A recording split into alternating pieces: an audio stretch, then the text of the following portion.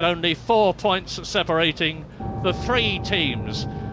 It's all to play for at Suzuka. 53 laps of this 3.6 mile circuit, which is a driver's dream. They love it. It's a long way to Japan, but as you've seen from that wonderful lap that Martin took us round on, Suzuka has indeed got everything. It's got straights, it's got gradient, it's got hairpin bends, it's got fast sweepers, it's got the magnificent 130R, one of the most demanding courses one of the most demanding corners in Formula One. And of course it's got that notorious chicane which brought the World Championship of 1989 to a dramatic conclusion when Alain Prost and Ayrton Senna drove into each other. Exactly the same thing happened the next year. Senna and Prost collided when Senna deliberately, he subsequently admitted, drove into Alain Prost, and the championship was decided. Well, let us hope it's not going to happen like that here today. You've heard Mika and Michael both saying that this is going to be, as far as they're concerned, a fair, clean race.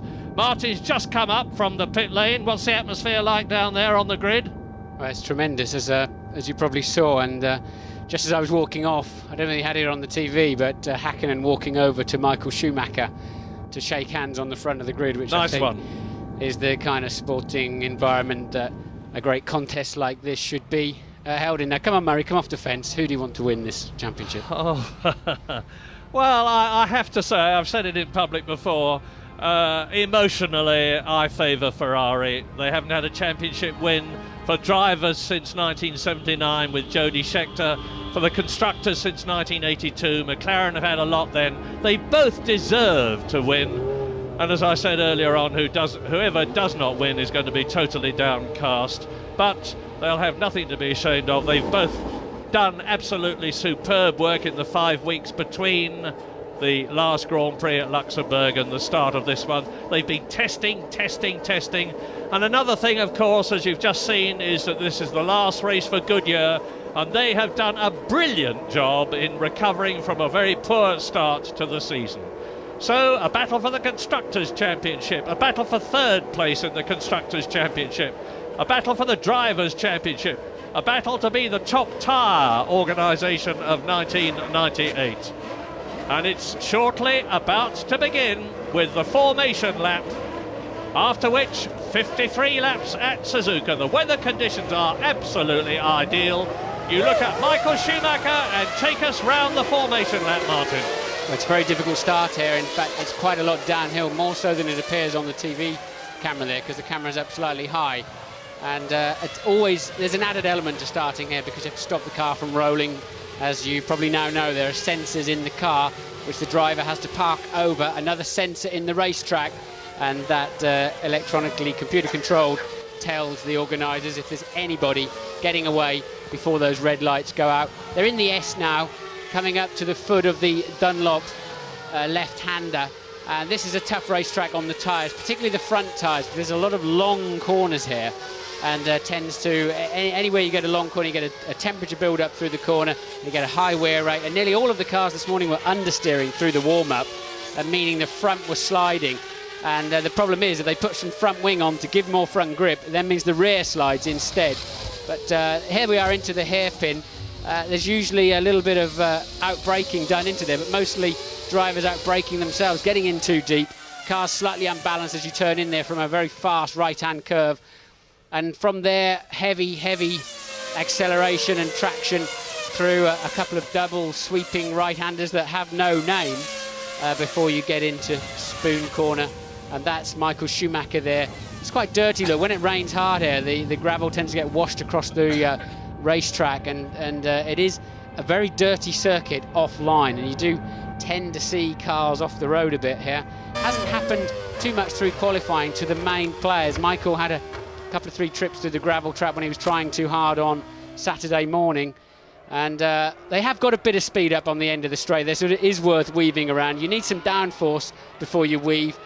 Therefore you need a downforce squares with speed if you're technically minded. So a bit of speed, give you some downforce, and then you get a bit of extra temperature into those tyres. It's going to be a 2-stopper or a 3-stopper. Nobody really knows what strategy these leading players are on. I'm really expecting Schumacher, as I said on the grid, to back these up, to try to bring Irvine into play. Depends how they get away from the start. Both Ferrari and McLaren will have 5 or 6 different strategies, and a lot of it will depend on the start and the first corner. And Michael will want to try and bring Irvine, who I think is 2 or 3 tenths off the pace only, into the game, and that's where Coulthard comes in. Coulthard's other job, if Hakkinen has a problem, didn't quite finish on the line, his third job, and that's to score a point to give McLaren the world title. So Coulthard and Irvine with a very, very important role to play. You see them peeling off to their right at the last possible moment to keep their tyres as clean as possible. The drivers who are on the right-hand side of the grid would have used that line. It's offline, really. They would have used it through the warm-up to try to clean the dirt, the dust, the tyre debris away from that right-hand side of the grid. And you can expect them to get away slightly slower, but it's not always the case. 21 on the grid because Ricardo Rosset failed to qualify the Tyrrell. Only one Tyrrell starts the team's last race here in Japan. Michael Schumacher in pole position on the left, on the right, Mika Hakkinen on the left of the front row, and behind Michael Schumacher is David Coulthard. I would also expect Schumacher to turn immediately right as he gets away to block Hakkinen coming down the inside. And it's go, go, go! Yellow flag, a driver's stalled on the line, aborted start. Oh, all that tension. And somebody has... Looks like a Benetton. I thought I saw a Benetton. David Coulthard with his hand up. He's got his hand up, but I think that's just to say he switched his engine off. I think it was about mid-pack, your left-hand side, probably a Benetton driver stalling the engine. Whoever it was, will have to go to the back of the grid on the start. But the bad news here is, Murray, the engines now, the temperature welds up inside them now, and they just put a little bit of water out of the back, which is very bad news. So none of the teams enjoy, obviously they don't have any more cooling in those cars than they need. They're absolutely on the limit, and sitting on the line for 30 or 40 seconds, getting hotter and hotter, then switch the engine off. They pump a little bit of water out of the back, and of course they've got to do it all over again for another restart. And a gigantic letdown of tension for the drivers, the teams, and for us, of course. You don't really want that. I was going to say, as the race started, let us keep our fingers crossed that they all get round the first corner. What we want in this race is a clean start, a clean race right to the finish. Jean Todt, the Ferrari boss, walking onto the grid. The trolleys come out. So I believe they will not be allowed to refuel, and the race will now be 1 lap shorter. So it'll be 2 formation laps and 1 less total from the 53 flying laps, as it were. It'll be back down to 52. We think it was a Lacey. It was a blue car that stalled, but it was the blue Sauber of a Lacey, and it was the blue one of a Lacey that stalled. And we've got a computer note here that says formation lap starting 13:09. So I interrupt you, Martin, because I think it was Jarno Trulli actually. Car 12, that's Jarno Trulli, one of the 2 Murray. Prost cars. Yeah. And incidentally, you probably know, those of you who watched the qualifying, that Jarno Trulli turned out in the latest Evolution Prost car with a new engine and gearbox. Well, he stuffed it very comprehensively into the wall this morning, after saying that he would have rather started in the race car yesterday. I'm not suggesting for one moment that he did it deliberately, but it was certainly pretty convenient for him, or it might have been, because now, of course, having caused the start to be aborted, he's going to go right to the back of the grid to 21st position, and there will be a gap where his car was in 14th place. So let's have a look at a replay where, with David Coulthard's car, you see Mika Hakkinen has got across the line. Michael Schumacher is still sitting there. David Coulthard puts up his hand to tell the car behind him that there is a full start. Well, it was like the starting gun of the 100-metre runners, wasn't it? One car moved and several of them shut off, but quite clearly the red lights never went away. Only the 3 amber lights coming on to say aborted start. So now's a job to keep calm. This is a tough one. You spotted something there if the red lights didn't go on, because Mika Hakkinen was in front of Michael Schumacher. So he must have got away a bit early. Maybe that was a bit of luck for him. That's what I'm saying. I think they were, the anticipation, they know the red lights are about to go out, and obviously visually something changed, but it was only the orange one. It was a half-hearted, it was just, as I say, the 100-metre runners, wasn't it? Yes. All leaving their blocks on reflex just as one moves. Just imagine what's going through Mika Häkkinen's mind now. He was going to be on his second or third racing lap in his mind by now. And if ever there was a time when the tension could tell on the Finn, it would be now, because Michael Schumacher has been through this scenario of being world champion or not being world champion at the last race several times.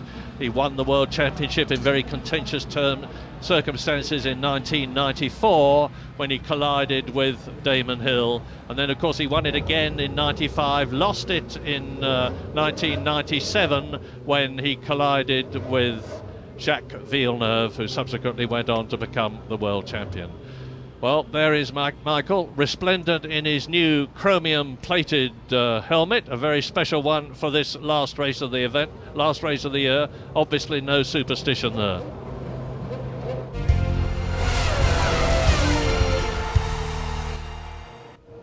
Still on the grid in Suzuka, and if you've just joined us and are surprised, the answer is that Jarno Trulli stalled his Prost's Peugeot engine and caused the start to be aborted, and will now be starting from the back of the grid. There'll be a second formation lap. They haven't refueled. The race will be 1 lap shorter, 52 laps instead of the planned 53, and off goes the formation lap for the second time. Now they've got a bigger job getting temperature into those tyres. Obviously no generators on the line, no time to get the power source to the start line, so the blankets are just laid over the tyres, but they're not reheating them. And now the drivers have got to push harder now. Michael Schumacher knows it. He's out there, look, going much faster than the earlier formation lap, because they've got to build the tyre temperature back up again. Yeah, and let's hope the ones at the back realise it as well, because this could have a reverse effect for Michael Schumacher if he gets onto the front of the grid a long time ahead of Trulli, who will be starting last. Tuero is going to be starting last before. It will mean that Michael Schumacher's got to be sitting there with his engine running, clutch overheating, and so on. Well, what he'll do a bit later in the lap, he'll back them all up again and then probably have another final sprint to get some temperature into those rear tyres. They need about 90 degrees centigrade to run really properly, to give maximum amount of grip, and they'll probably start this race 60 or 70 degrees centigrade. And what that means is, look, there's Irvine way back from the first three. Michael will have to back them up, but what that means is as soon as the tyre temperature drops, so does the pressure, so it's a double-edged sword, and you lose grip for both reasons. Difficult to tell you who to keep your eyes on at the start. I suspect the pictures will take care of that, but Eddie Irvine is certainly looking for a good start from 4th position, ideally to get past one of the McLarens. Yes, Irvine's not doing Schumacher any favours here, because the two Maccas have pulled back as well, and that leaves Michael right out front by himself. So Irvine really needed to keep the pressure up on the McLarens so they can all keep their temperatures high. 3 red cars. There's the Ferrari. That's the first of the Williams, that of Heinz-Harald Frentzen, starting 5th on the grid, followed by Jacques Villeneuve. There is the notorious Senna-Prost chicane, which brought the 1989 championship to a dramatic conclusion. And Michael Schumacher, you can see the distance between him as he comes up to pole position, and the McLaren there of Mika Häkkinen, David Coulthard in the background, and we're now with Mika Häkkinen. Häkkinen's using his left foot on the brake and accelerating with his right foot, trying to keep brake temperature and putting a bit of energy through those back tyres. Plus, if you've got 400 or 500 degrees centigrade in the brakes, it soaks into the wheel and helps you get a bit of front temperature as well, front tyre temperature. Look at Häkkinen parking his car, already aiming it slightly towards Michael Schumacher, because that is the racing line, the slightly cleaner line. Watch those lights. The usual procedure, I remind you, the 5 lights go on, one at a time, then there is a pre-programmed pause by computer, the lights go out, and when the lights go out, the race begins. We've got another yellow flag. That's Michael Schumacher. That is Michael Schumacher. Will he end up on the back of the grid? Look, he's shaking his head, look. Michael Schumacher, under the terms of the regulations, has to start this race from the back of the grid. Well, if that is the case, Michael Schumacher has almost certainly lost the World Championship before this race even begins. It's early days to say that. It is, I know, but he's got to fight his way through from look, here's Jean Todt. He's not at all happy. He'll be zooming up to see somebody up in race control or whatever, but I don't see there's anything he can do. Well, if Michael Schumacher has stalled his engine and starts from the back of the grid, he's then got to fight past 20 cars, and even surely he's not going to be able to do that and get ahead of Mika Häkkinen. Look at the guy there at the front, Murray. Look, he's got a yellow flag in his hand. His job, right at the front of the grid there, look, on the right-hand side of your screen. That's his job. His job is to stop Michael Schumacher leaving the grid on the next formation lap. James, what can you tell us? Absolute disbelief down here at Ferrari. We've just seen it once again. Michael just put it in gear, and as he put it in gear, the car just edged forward about 2 or 3 inches and stopped. And, well, Luca Di Montezemolo is a few feet in front of me, and he just shaking his head, going and talking to people. He can't really believe that this has actually happened.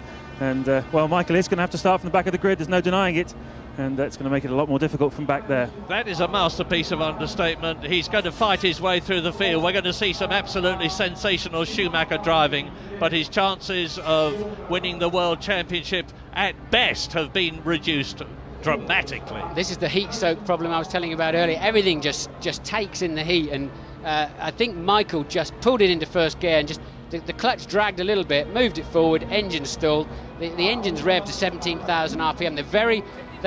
They have very, very small flywheels on them, and at low revs, remember these engines tick over at 3,000–4,000 RPM, and at low revs they don't have much inertia, and it is very easy to stall the engine. It's a restart in about 4 minutes' time.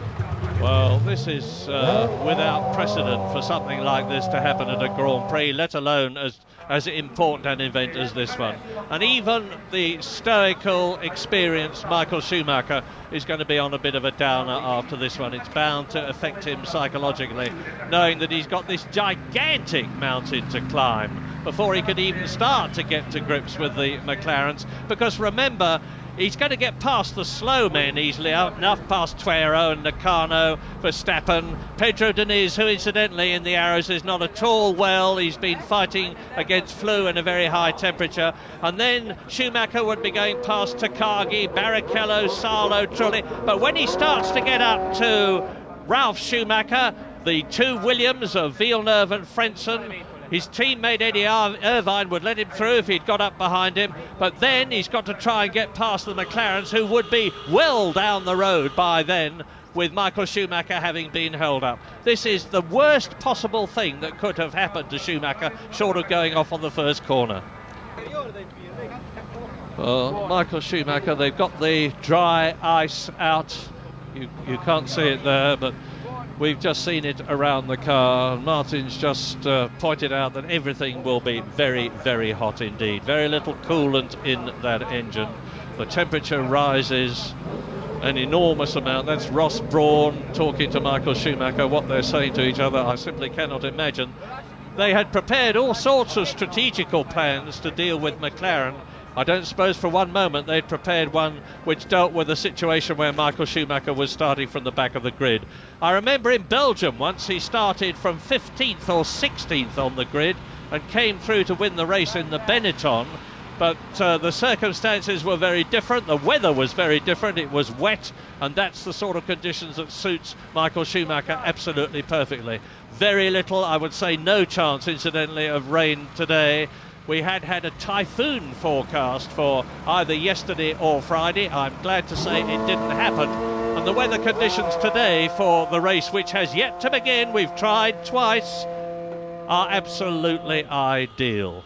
Well, what can he do, Martin? He's just got to go for it, isn't he? Well, he can just drive the wheels off it. It's all he can do, and try not to trip over back marker on the way through.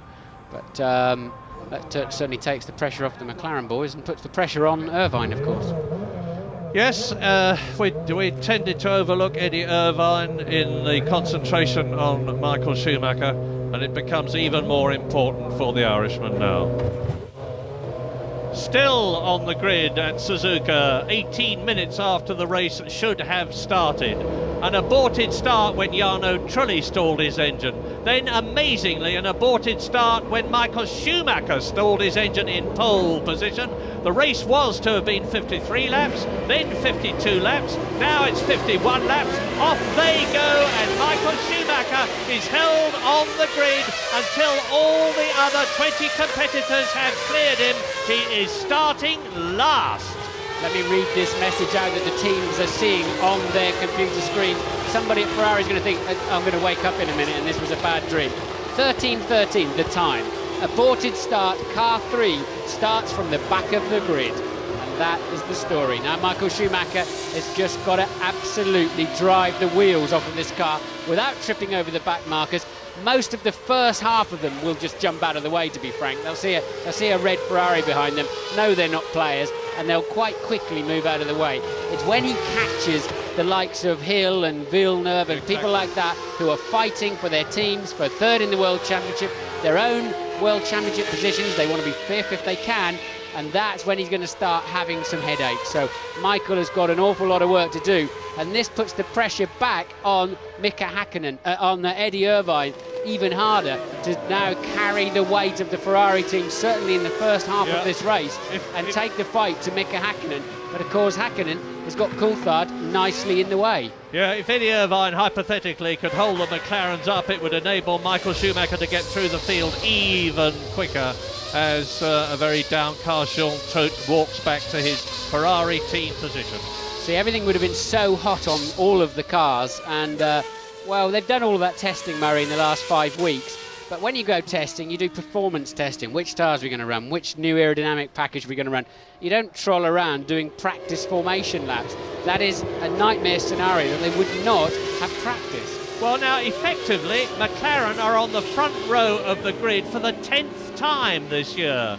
They've done it 9 times in normal circumstances with either Coulthard or Häkkinen in pole position.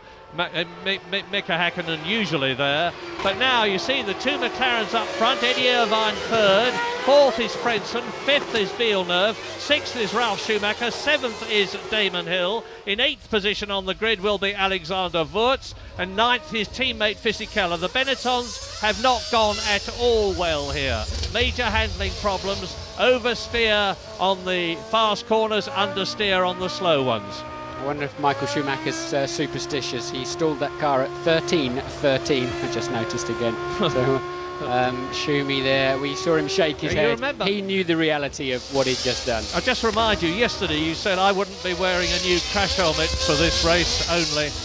I would have worn a crash helmet I'd have won a race in, and all the I didn't win a Grand Prix, but a sports car race or whatever, and any old piece of underwear I could remember wearing somewhere. But Michael wanted something special for the day he possibly won his 3rd World Championship, and well, it's all irrelevant. In reality, Murray, it was a mechanical problem. He pulled first gear, he jumped forward, and you know, you can't say it's bad luck, because these things happen. There's always a reason for something to happen. So there was Trulli, who was going to start last, and now he's starting last but 1. Be sure that we will keep you in touch with the progress of Michael Schumacher as he climbs up through the field. Well, Häkkinen hasn't got away yet. Nobody's got away to start this Grand Prix. It's quickly turning into a bit of a farce to get these cars off down the road. But Michael Schumacher, remember, has got to win the race. So watch the lights, and now effectively pole position on the left is Mika Häkkinen. 4 lights, 5 lights, and it's go. Now watch carefully, they're all getting away this time. Mika Häkkinen leads, and Eddie Irvine is up into 2nd place already. Eddie Irvine, fantastic start, and he knows Suzuka like the back of his hand. Remember what he did last year, as David Coulthard is down from 2nd to 4th, because it's Frentzen who's passed him up into 3rd position.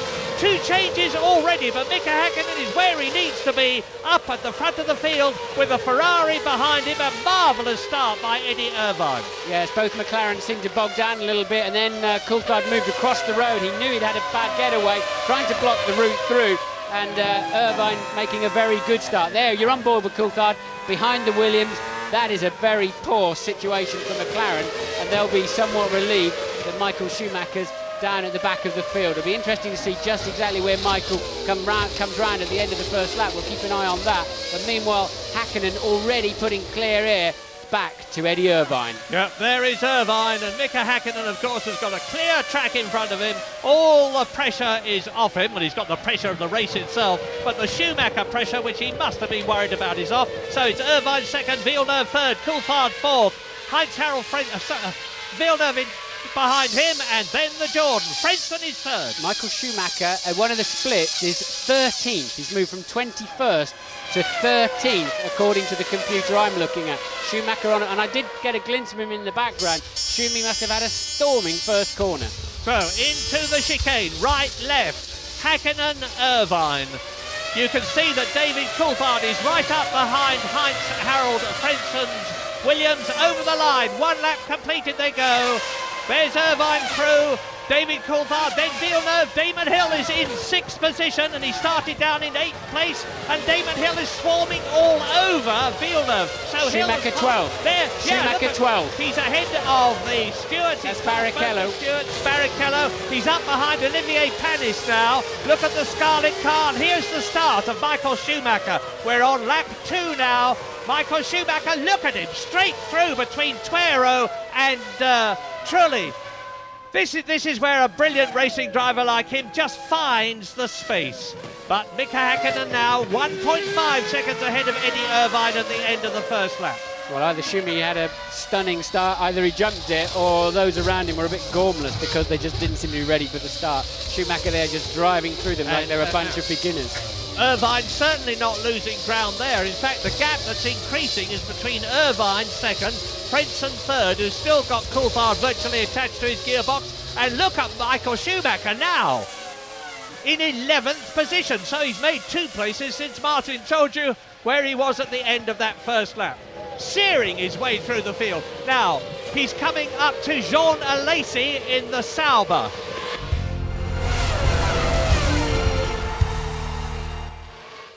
Now, here we are, Hakkinen. Irvine is keeping him in sight. Then it's Frentzen. Then it's Coulthard. Behind Coulthard is Villeneuve. Behind Villeneuve, the 2 Jordans. Damon Hill 6th, Schumacher 7th. That's Ralf Schumacher. Oh, and Frentzen getting out of shape in the chicane there. No way through for Coulthard, but that is definitely putting Coulthard way back from the position he needs to be in, and that's ahead of Irvine at best, and certainly at least on his gearbox. So Irvine Coulthard getting held up. Irvine 0.4 of a second faster. You're right, Murray. Yep, Eddie Irvine on that second lap is just 0.4 of a second quicker than Mika Hakkinen. He has closed the gap. Now I'm looking back through the field to see where Michael Schumacher is. 10th position at the end of the second lap. So he's gained 11 places out of 21 in 2 laps. He is going to be up with the quick men very shortly indeed. He'll go past Fisichella and Wurz in their Benettons, and they are 9th and 10th, I imagine, without too much of a problem.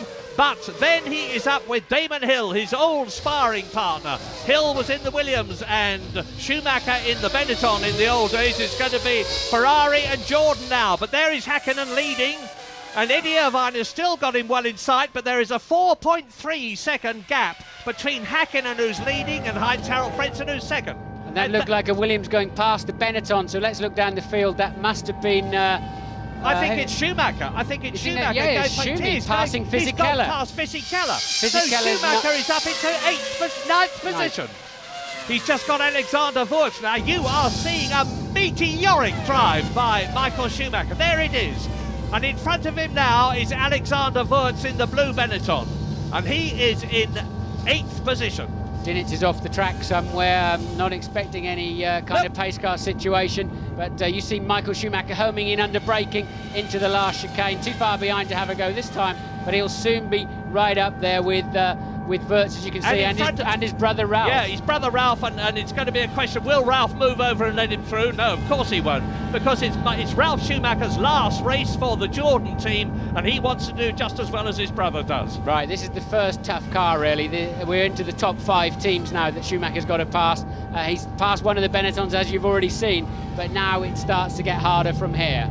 Yeah, Wurz is a very tough, determined, comparatively inexperienced driver, but he will know it's Schumacher behind him, and right up with him comes Michael Schumacher in the Ferrari as they come up to the double. What a move! And there's smoke. Ralf is smoke smoking from Ralf Schumacher's car.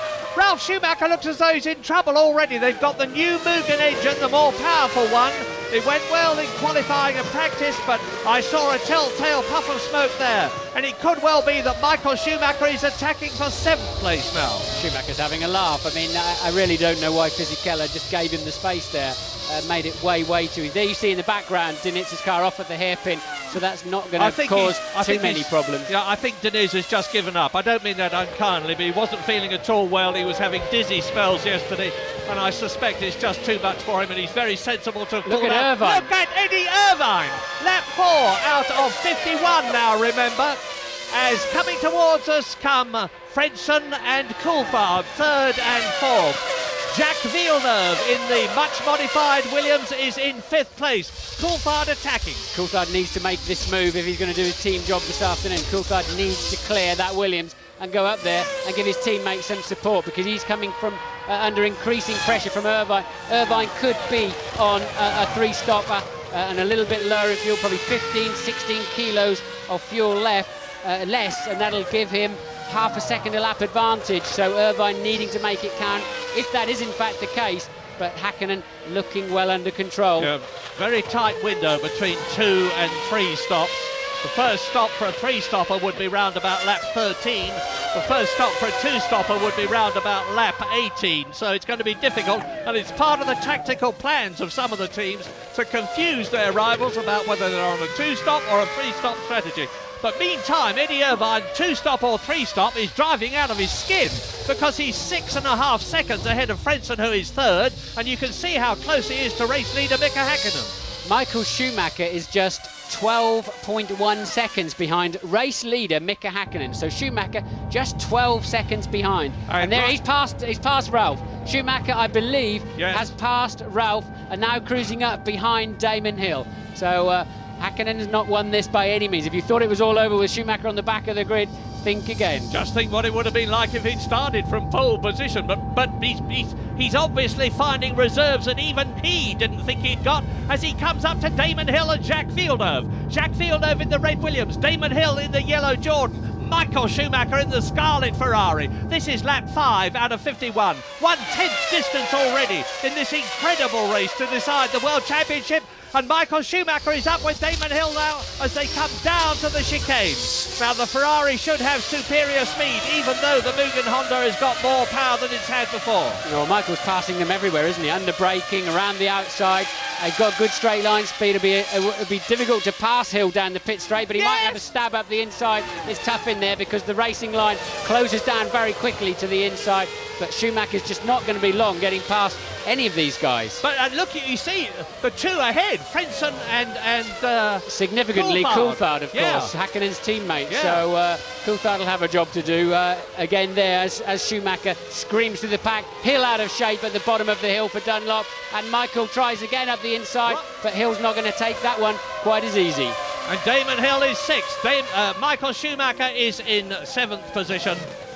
And look how close it is. And now Michael Schumacher has really got his hands full, because it's world champion, double Japanese Grand Prix winner, Damon Hill in the Jordan in front of him. And not a lot of love, is there, between those two? No, he's not going to get through there. Hill's not going to fall for that one too easily. But remember, Hill's not the greatest fan of Michael Schumacher around. He must still be bitter about that World Championship encounter in Adelaide. And really, Damon will not be making this easy for Michael Schumacher. No. Schumacher's given him a verbal hiding in the past, and no way Damon will make that easy for him. Damon, of course, is trying desperately to get past Jacques Villeneuve. The gap between Villeneuve and Coulthard 4th and Villeneuve 5th, is just 1.5 seconds. Damon has a look at Villeneuve. Michael Schumacher. Shuey's going to get a run now. Shuey's going to get a run at Damon. Damon, keep it to the right, but Shuey will go straight down the outside, and Damon braking nice and late. So Damon having to lift off. He got so close behind the Williams, and it gave Michael a run, but he couldn't do anything with it. No, meantime, I'm looking at the gap, because it was 12.5 seconds between Hakkinen and Michael Schumacher. Watch Shuey look. No, the gap closes too much again. And the gap is increasing. Hakkinen is pulling away. It's 14.8 seconds. Schumacher is, of course, being held up by the Jordan, by the Williams. And then he's got to close up, even assuming he gets past them, with David Coulthard and Heinz-Harald Frentzen, who are third and fourth. Remember, Eddie Irvine is still second. He's dropping back from Mika Häkkinen. We haven't seen them lately, but the gap between Häkkinen and Irvine on lap 7, which is where we are now, is 2.1 seconds, and Mika Häkkinen is well and truly on the course for his first ever World Championship. And the other problem for Michael Schumacher is this is hurting his tyres a lot. Following close up behind so many cars so early in the race makes the car slide more, and you have to brake late. You start blocking wheels and moving around on parts of the racetrack you wouldn't normally be on, and your tyres get damaged, and suddenly Shuey's pace has been slowed. Yeah, it's Villeneuve that's the problem. This car has been changed a lot, the Williams, and it's better than it was, but he's having to fight it a lot. Damon running wide into Spoon there. Sorry, Murray, but Damon running wide into Spoon, but he's brought it back in nicely, and well, he's still on track, as you can clearly see. Well, between Irvine, who is second, and Schumacher, who is seventh, Michael Schumacher, there's just 12 seconds now. Häkkinen is on his 7th lap. They all are. Well, look here, you've got the 97 champion in front of the 96 champion and the 95 champion trying to make his way through for the 98 championship, if you can make any sense of that. What I was saying about Villeneuve holding him up, you can tell that Ralf Schumacher in the background is closing up on his brother in the second yellow Jordan. So Michael Schumacher is sandwiched between the two Jordans now. And incidentally, at the present moment, Williams are looking very good for holding their third place in the Constructors' Championship. Yes. There's Eddie Jordan. Irvine now just 1.6 seconds behind Häkkinen up at the front for first and second. Michael Schumacher falling to 16.6 seconds behind. Now remember, a two-stop strategy here is going to cost you something, each pit stop is going to cost you something like 19 seconds. So if Häkkinen's got a 16-second lead, that's a pretty handy thing to have in your pocket. There's Irvine. Ahead of him is Mika Häkkinen. We look back down the track because it's a 13.5-second gap now before this tremendous battle for third position comes into view. And Hill having a look at Villeneuve. Michael Schumacher still there in 7th position ahead of his brother. Yeah, problem for Michael there. Michael Schumacher is that he can't get on the throttle till the car in front of him moves out of the way, and that means you're always a car length later on the gas pedal, and that's why you get that yo-yo effect into the slow corners, and Michael now struggling to make headway. Yes, and we are on lap 8 out of 51. It's going to be a very determined news from James Allen in the pits. What is it, James? Well, Murray, the key word today is drop off. Because Eddie Irvine's tyres, the Goodyear tyres, seem to be performing very well. The Bridgestones do seem to be dropping off slightly on Häkkinen's car. But we did see Eddie Irvine locking up a couple of laps ago under braking into the chicane. He can't afford to do that. The Goodyears hate it. All tyres hate it when you flat spot them. At the moment, I think the advantage is slightly with Goodyear from the looks of things. Well, let's look at the tyre situation as we ride with Mika Häkkinen. He's on Bridgestone. Irvine second on Goodyear. Frentzen third on Goodyear. Coulthard fourth on Bridgestone. Villeneuve fifth on Goodyear. Damon Hill is on Goodyear, and so is Michael Schumacher. So there's more Goodyear runners in the top 10, but the important one, the lead driver, Mika Häkkinen, is on the Bridgestones. Japanese tyres in Japan. It's vital for them and for Goodyear. Michael's still following Damon Hill. So Michael Schumacher now 18.6 seconds behind Mika Häkkinen, and Häkkinen on a quick lap, taking now, eating about a tenth of a second out of Eddie Irvine each and every lap. So it's pretty much, it's very close up at the front, but after that they drop down by 2 seconds a lap. Well, they're all on the same lap at the moment. Just one retirement as Damon Hill again tries to ease up alongside Villeneuve and again fails. Yes, I don't know what strategy these guys are on. It'll all work out soon, because as you said earlier, Murray, they've got to start coming in about lap 13 if they're 3 stopping. But Hill is clearly a lot faster than Villeneuve. Villeneuve is holding Hill up, and then Hill in turn I think is holding, well, without doubt, is holding Michael Schumacher up. So, lap 9, and behind Ralf Schumacher, who's in 8th place, it's Wurz 9th, Fisichella 10th, Jorna Lacey and Panis are 11th and 12th, Rubens Barrichello 13th in the lead, Stewart, Mika Salo 14th in the arrows ahead of Jos Verstappen. There's your leader, Mika Häkkinen, now 2.2 seconds ahead. Fastest lap of the race, as you can see, a 1:41.2 in the warm-up this morning. Fastest lap was a 40.4. So that is pretty representative of a good, hard race pace in the early stages with a lot of fuel on board. And that's about 2.2 seconds off Heinz-Harald Frenzen's lap record last year.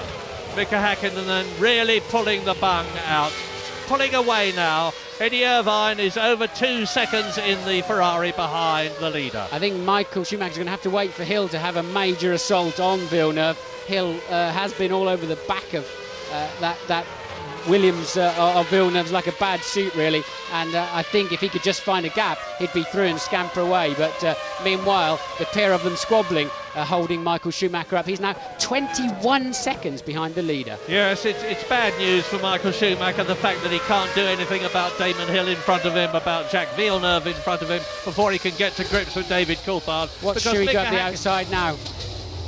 And just locking his wheel. Now he loses again. Well, Ralph's not going to bother him, is he? So Ralph will just stay out of that, I guess, at this point. And but Michael there getting so late on the brakes, trying to harass Damon into making some kind of error, while Damon's busy watching out for Villeneuve. Yeah, it's Damon's 100th Grand Prix, incidentally. Enormous amount of experience. He's not going to fall for anything that Michael Schumacher can dummy him with, because he's been there, done that many, many times before. Meantime, Mika Häkkinen is on an even quicker lap as I talk to you. He's making it look not easy, but he's making it look very, very impressive indeed, as once again Michael Schumacher comes He's coming out the inside. Damon Hill. This is the chicane. It's very easy to get it wrong here. But see, remember, Michael has to win the championship. To a certain extent, he's got to throw caution to the wind, but if he loses a wing or a wheel against Hill, then it's all over. And he's going to have another go here, I think. No, he's not quite close enough as they go down into turn one. They approach that at 190 miles an hour. Now they're turning into the S curve. And as you see a replay of that, Michael feints one up the inside. Damon's got it well covered. Michael realising, I'm not going to make that, get back into line. Meanwhile, Irvine is slipping back, 2.9 seconds behind Häkkinen. Just had a very poor lap, and Häkkinen taking a full 7/10 out of him. Yeah, so Mika Häkkinen is lapping 2 seconds a lap faster now than Michael Schumacher. He's got an enormous lead of 23 seconds. He's got time to come in and make a tyre stop and come out again. It takes less than 20 seconds from entering the pit lane to leaving it. It's a very short pit lane here. And Häkkinen's got time to come in, stop, change his tyres and wheels and get out again before Michael Schumacher comes through at this early stage of the race.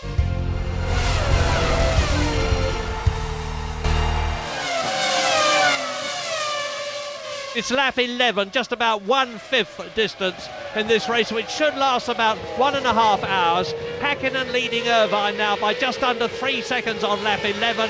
Heinz-Harald Frentzen is 17 seconds behind Irvine, but only just ahead of David Coulthard. Villeneuve is 1.7 seconds in 5th place behind Coulthard. Damon Hill and Schumacher right behind Villeneuve, and in 9th position and 10th place the two Benettons, Wurz and Fisichella. Just one retirement, Pedro Diniz. Esteban Tuero is 20th and last. Look how close that pack is now getting to the Frentzen-Coulthard fight. They're within 1.7 seconds, so Frentzen clearly struggling a little bit, and that's holding Coulthard up badly. Frentzen 2.3 seconds off the pace of the leader on that lap, and you're on board on the end of the Dunlop. Degner's ahead, you can't see it, look, so you aim at an imaginary point, turn in, and it tends to be there. Degner too, really lots of grip on the outside, and it's amazing how hard you can attack that corner. It's a real fun place to be. And now just gently, smoothly through here, and it's up. The gap is 3.4 seconds, as you can see for yourself, and Häkkinen looking peerless at this point. But it's the early stages. Yeah, but 52 laps in this race now. We know that Mika Häkkinen is more than capable of resisting pressure. He drove a fantastic race at the Nürburgring for the Luxembourg Grand Prix 5 weeks ago to beat Michael Schumacher in circumstances where we didn't think he was going to. Now he hasn't got that sort of pressure on him. He's got all that backup from the people in the McLaren team there. And didn't they look calm and collected on the pit wall there? They've every reason to, I think, because now Häkkinen is exploiting his advantage over Eddie Irvine. Irvine's had a lot of trouble setting the car up. He was quite a lot off the pace. In practice, he got it much closer to move up to 4th position on the grid, but he was still about a second behind the fastest. Yes, and Irvine, of course, has also had this back problem that they're playing down now, but I think has certainly been giving him a lot of grief in the second half of a race, and he's got a special seat in that car today, and he used it in testing, and Magellan said it felt an awful lot better. But I still, this is one of the tough race tracks of the world, lots of G-force, quite bumpy, tremendous concentration all the way through the lab, as you can see from the onboard stuff. So Irvine really physically has got to pull everything out of the bag. Yes, his sister Sonia, who does his physio stuff, was telling me that they thought, oh, and there they look at David Coulthard there in 4th position in the black and silver car, still behind Heinz-Harald Frentzen, but the important thing is how far behind Coulthard is Villeneuve. It was just under 2 seconds. It looks less than that to me now, because Frentzen's gap between him and Häkkinen is 21 seconds. He's dropping back. Coulthard can't get past him. Villeneuve is inching up on them. Damon Hill is still there in 6th position. Michael Schumacher and Ralf Schumacher are still 7th and 8th. Now, the Williams are not working well in race trim, it's clear to see. I don't think Villeneuve's got the car underneath him to be nibbling too hard at the back of Coulthard's McLaren, but at the same time, a lot of them are just falling way, way back. Jacques Villeneuve 5th in the World Championship. Of course, this is his last race as world champion. 1997 world champion in the most dramatic circumstances at Jerez last year. And last year, of course, it was a tremendously dramatic race here in Japan from Villeneuve. He started from pole position, only to be disqualified from the race and allowed to start under protest. Look, Michael Schumacher's almost falling back now, and I think that's the effect of giving his tyres such a heavy punishment in the early stages, plus running in the dirty air of 2 Formula 1 cars in front of him. Michael really struggling, and also that desperate Dan last of the late braking stuff also hurts the front tyres. Heinz-Harald Frentzen, who's running in 3rd position, loves this circuit. He raced in Japan a lot in Formula 3000. He finished 2nd in the Japanese Grand Prix last year. It's his last race for Williams. The car's going much better than it did, but David Coulthard is pushing him very hard all the time. Look at it. Michael Schumacher 29.6 seconds behind race leader and championship rival Mika Häkkinen, who is 4.1 seconds, as you can see, ahead of Eddie Irvine. So I don't know if the Ferrari's tyres are going off or whether Mika Häkkinen has had a reserve, but whatever it is, the McLaren is stretching away from the Ferrari of Eddie Irvine in 2nd place, with Frentzen now 22 seconds behind Irvine. So it looks like the Benetton getting ready for Wirtz apparently, so they're clearly certainly on an early stop, a very early 2-stopper, but almost more likely a 3-stop strategy. And I'm expecting, if any of these front runners are on such a strategy, they'll be coming in soon. I didn't see Schumacher there, but I guess he was tucked up between the 2 Jordans. I didn't see Michael Schumacher's Ferrari as they came out of the hairpin, although I think I may have been blocked. No, he is still there, yes. Yeah, a quick word about championships now, because we are at over 1/5 distance. Well, as I said earlier on, Häkkinen looking very strong from the championship.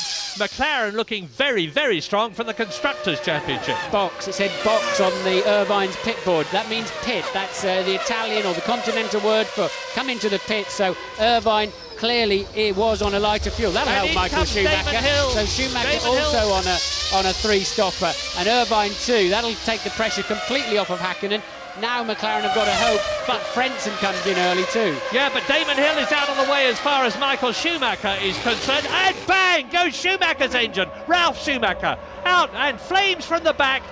Ralf Schumacher, the first major retirement from the Japanese Grand Prix, and that's going to damage Jordan's chances of finishing 3rd in the Constructors' Championship, as Damon Hill, just a 9.4 second stop, blasts out of the pit lane. Now they're coming in thick and fast, so this is lap 14. It rather looks to me as though they are on a 3-stop strategy. Yes. Very early if they're not. Well, those guys are. You saw the smoke in the background. That's Ralf Schumacher's, what's left of Ralf Schumacher's engine, basically drifting its way down the pit straight.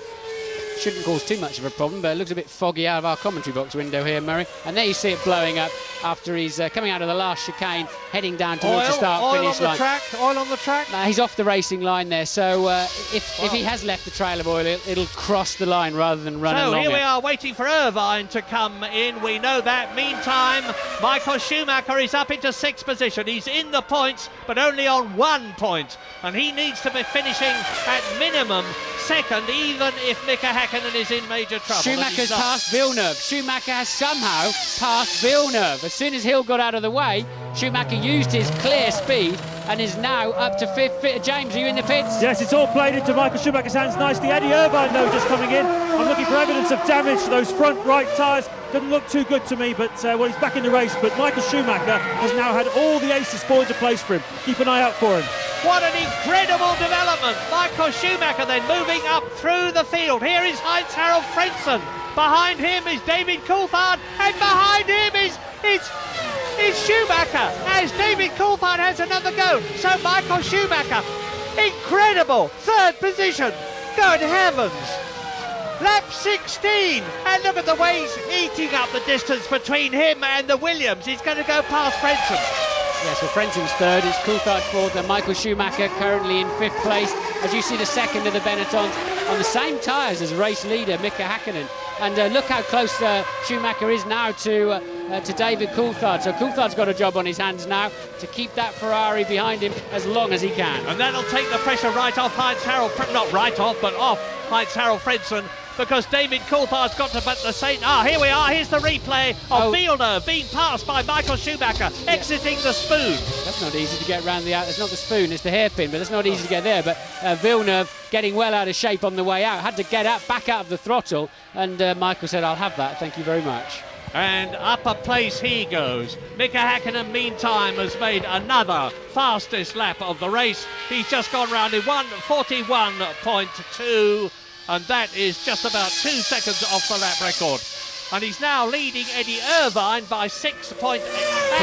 Pull off, Mika. Don't go, that's right, take the inside line there, go through the grass. Do not go through 130R with an ailing car. Very smart move. And Schumi comes in the pits. He's not going to get held up by that McLaren. They're not going to let McLaren play that game. Good tactic. Schumi coming in on lap 16, which is neither, at the end of 16, and that's neither a 2-stopper or a 3-stopper. James? Tremendous speed coming down the pit lane from Michael Schumacher. We've seen him do it all weekend. He's been practicing it. He saved himself a couple of seconds there. His tyres, Martin, as you would expect, are fairly heavily used, but there's a tremendous atmosphere down here. Wow. They really feel there's a challenge at hand. 6.8 seconds. That's by far the fastest time we've had so far. Eddie Irvine took 7.7. Damon Hill took 9.4. Michael Schumacher has made his first stop and is very, very much in this motor race. Mika Häkkinen's got to be reliable. Now, the fastest lap we've had then is 1:42. I'm expecting Michael Schumacher on new tyres now on lap 17 out of 51 to go for that. Yes, but it's tempting to use that extra grip on the first couple of laps. You take a lot of life out of the tyres. Sometimes you just have to go a little bit easy and make them stretch them out through the whole stint. Otherwise, you can damage them very, very quickly, even in a half a dozen corners. Listen. And that's Shuey. Who's he coming up behind there? Well, Looks like Lacey in 7th place. So Michael's, who was in 7th before Schumacher's pit stop. So Lacey 6th. Michael Schumacher rejoins in 7th place. So there are Frentzen and Coulthard as we look down on them, 3rd and 4th. Behind Eddie Irvine, Eddie Irvine is speeding up on new tyres. He's just made the fastest first sector of the track of all this afternoon. This circuit is divided into 3 sections like all of them, and Coulthard attacking Frentzen again. Yes, now Irvine's got to push so that when he's on a one stop more, but somehow if he pushes in this stint, he can get track position on Häkkinen and hold him up later in the race. Good thinking, Martin, yes. Now, there are the Williams team ready to bring in, I should think, Frentzen. But we'll soon see, because there is the German in his last race for Williams. David Coulthard right behind him. The gap now is 12.8 seconds between Irvine 2nd and Frentzen and Coulthard 3rd and 4th. So McLaren have the chess pieces in place. Häkkinen in the lead with Coulthard ahead of Schumacher in the motor race. now Ferrari have to reverse those chess pieces and somehow bring Irvine into play. This is an important stop coming up. McLaren really need to get Coulthard past that Williams of Frentzen. That would help them enormously. And behind it all, the quiet master strategist Ross Brawn. We know that Ferrari had worked out at least 5 major alternative strategies. Maybe one of them could start coming into play now that Schumacher is coming up through the field so well. Lap 18. McLaren tyre covers off, and yes, it's Hakkinen in the pits. Look, Hakkinen, I think, yes, in the pit lane. So Mika let's see Hakkinen if through for his Schumacher's- first scheduled stop. Let's see if Schumacher gains time. His pit stop was 6.8 seconds. There's Hakkinen's time ticking away on the left. There's Irvine. There is the Ferrari. No, Hakkinen's going to get out. Hakkinen's going to keep track position, but of course Irvine's flying on his new tyres, and that's worked out fine. That's worked out absolutely fine, and now Mick has got a new set of boots to go with it. But Irvine, meanwhile, there's another quick lap, a 1:41.0, which now Fastest flashes of the up in race. front of you. So Irvine is enjoying this second set of tyres very much. And that's 1.2 seconds. That's a searing lap. 1.2 seconds slower than last year's lap record by Frentzen in a car which was much faster. In comes Jacques Villeneuve from 5th. Michael Schumacher then has already passed the Williams. New fastest lap for Michael Schumacher, 40.2. That's miles quicker than anything else. So Michael Schumacher also on a charge on the fresh boots. And that is just 1 second outside the lap record too. There's the proof, and so now we're on lap 19 as Mika Hakkinen. Is he going to be held up by the traffic with Eddie Irvine behind him? It's a quick... It's the Minardi in front of him. in front of him. So that will be Shinji Nakano. Yeah, so a bad outlap here for Hakkinen. He really needed a nice clear run. He's got a lot of traffic ahead of him. Those first scheduled stops have put them way into the back markers. So And Nakano, does he move out of the way? Yes, he does not nicely. moving. No, yeah, he's moved over to the left to Give give Hakkinen the racing line. Louise is with Ralf Schumacher. Ralph, dramatic exit from what's turning out to be a very dramatic race.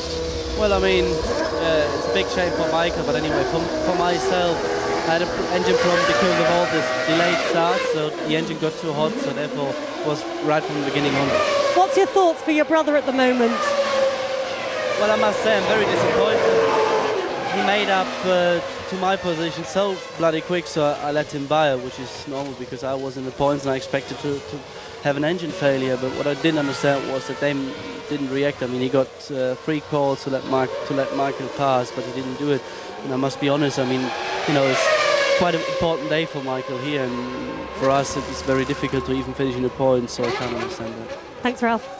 It's not completely over for Michael Schumacher yet. He's got a storming pace out there. Okay, he's got a mountain to climb, but it's not over yet. And I think when Ralph has time to go, he obviously, Louise has caught him walking back to the pits. When he goes back in and sees the computer and thinks it through, there is still a glimmer of a chance for his brother to take his 3rd World Championship.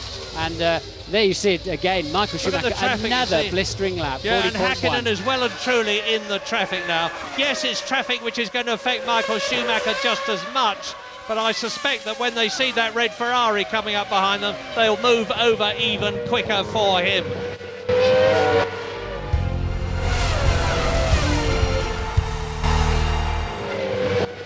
We're on lap 20 now out of 51 as you look at Mika Hakkinen coming up behind Olivier Panis, who is in 12th place to lap the Prost. And Irvine having a terrible job getting past the Minardi. So Irvine not having a good run through the traffic. I just watch and see he lost over a second.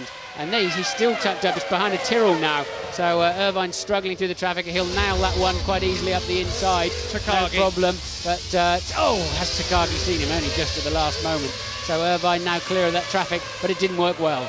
Tora Takagi having a bit of a battle of his own with Esteban Tuera. They've both been lapped. Here is Mika Hakkinen. He's now ahead of Rubens Barrichello. Look at this, Murray. Coulthard 3rd. He got out of the pits ahead of Frentzen, so Coulthard now clear of the Williams and absolutely flying. McLaren will be relieved about that. Coulthard can start getting after this man Irvine, and he's still got track position over Michael Schumacher. Lap 21, Mika Häkkinen leads Eddie Irvine by 4 seconds. Coulthard is up there in third position now. Michael Schumacher very well up indeed. Heinz-Harald Frentzen is dropping down through the field. It's very much a battle now again between the 2 Ferraris and the 2 McLarens, as it was in qualifying. Yeah, Irvine running well wide there through the last part of the S-curve, looking very ragged, it has to be said. Whether he just made a mistake or whether he's struggling for grip, who knows. But Irvine really not on a good pace, and Coulthard comes in with his fastest lap on a 1:41.4, but it's Michael Schumacher consistently in the 1 minute 40s as he was in the warm-up. Yeah, but even though he's in fourth position, he is 27 seconds behind Mika Häkkinen. Häkkinen has stopped, Schumacher has stopped, Irvine has stopped, so has Damon Hill, and so have Jacques Villeneuve. We're on lap 21, and it's Häkkinen, Irvine, Coulthard. Schumacher is fourth, Michael Schumacher. Heinz-Harald Frentzen down to fifth position. Damon Hill in the points at sixth place, ahead of Jacques Villeneuve. We're riding with Michael Schumacher in the Ferrari, looking up the road, hopefully to see David Coulthard, but we won't, because he is now 7-8 seconds behind the McLaren. So Coulthard then must yet have to. Yeah, Coulthard's yet got to stop. So that's why he's up in third place. Will he be able to make it out back in front of Frentzen? He's got something like 21.7 seconds in hand. So I was a little bit ahead of myself there. Coulthard, and he's in the pit lane. So this is an important stop. He should be able to do this with a total loss of 19 seconds and give him track position over Frentzen. That's why the quick laps are coming from Coulthard. He had some clear air for the first time in the race, and that is a nice stop. Seconds. I think it might just work out. Yeah, that's not a brilliant stop, but it's a very, very good one now. Yes. We missed it. No, I think I'm looking out the window and I saw Frentzen come through. I think Coulthard will be up to the third position I'd already given him. So anyway, look, who's this? That's Schumacher going across. Doing what he did yesterday. No. He did that twice yesterday. No. He went off at exactly the same point. Yeah, it's not going to damage anything. Look, Yes, I mean, he's pulling out of the car. No, that's his right front tyre locked up, It's stationary and the car's moving forwards. It tends to generate a bit of smoke, but bouncing along, it won't do any great problems underneath. It looks a bit messy, but he lost a lot of time collecting it up. Look, he's having an awful afternoon, exactly isn't he? the same thing happened twice. Look, he's struggling again into the hairpin. Sorry to interrupt, Murray, but he struggled again to slow the car down into the hairpin. That pace he put on when he first had those new tyres on has really caned the front tyres. Very, very hard for Michael Schumacher. That stall on the grid has obviously cost him dearly, starting from last in the race and then having to force at this tremendous pace. Lap 22, coming up to half distance. Here is race leader Mika Häkkinen going through and starting his 24th lap. Eddie Irvine, you can still see the Ferrari in the background, but the gap between the McLaren in the lead and the Ferrari in second place of Eddie Irvine is over 6 seconds. David Coulthard, then Michael Schumacher. It's getting fairly spread out now, and it's looking very good indeed for Mika Häkkinen's World Championship chances. Over 28 seconds, that man, Mika Häkkinen, on lap 23 is ahead of Michael Schumacher, who is now in third position, ahead of David Coulthard after the Scotsman came in for his pit stop, take on new tyres and wheels. And while we're talking about championships, Williams are almost certainly going to retain that third position in the championship for constructors, because Heinz-Harald Frentzen is in the points at fifth place. Villeneuve is just outside them, but the only people who could really challenge them, Benetton, are way down, and Jordan have lost Ralf Schumacher. Damon Hill is still in the points at sixth place indeed. On lap 23, the race order is Mika Häkkinen leading Eddie Irvine by about 6 seconds.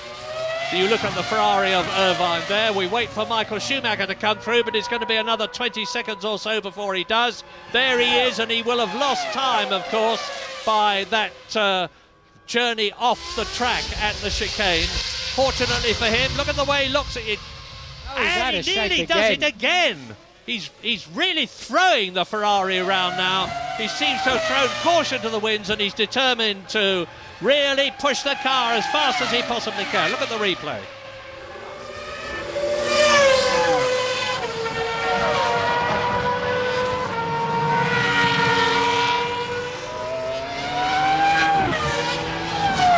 Michael Schumacher just gathering it up at the last moment there. Keeps all the four wheels on the tarmac. Well, three of them on the tarmac and one of them on the curbing.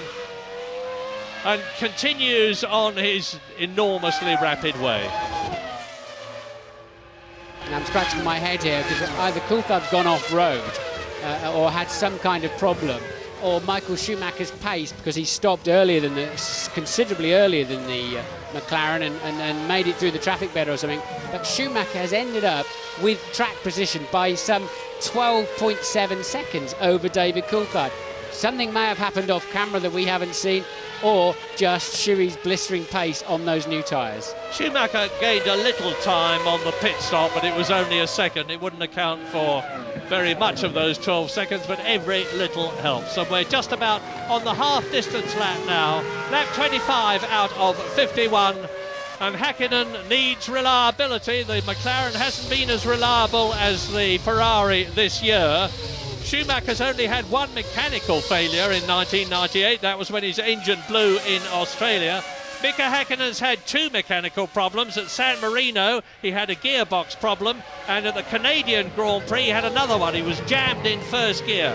No problems with the gearbox in the McLaren so far. This race as up to Shinji Nakano, the Japanese driver in the Minardi, who is 15th and has already been lapped by Michael Schumacher. Comes the Ferrari again to lap it for a second time. Dives through on the inside.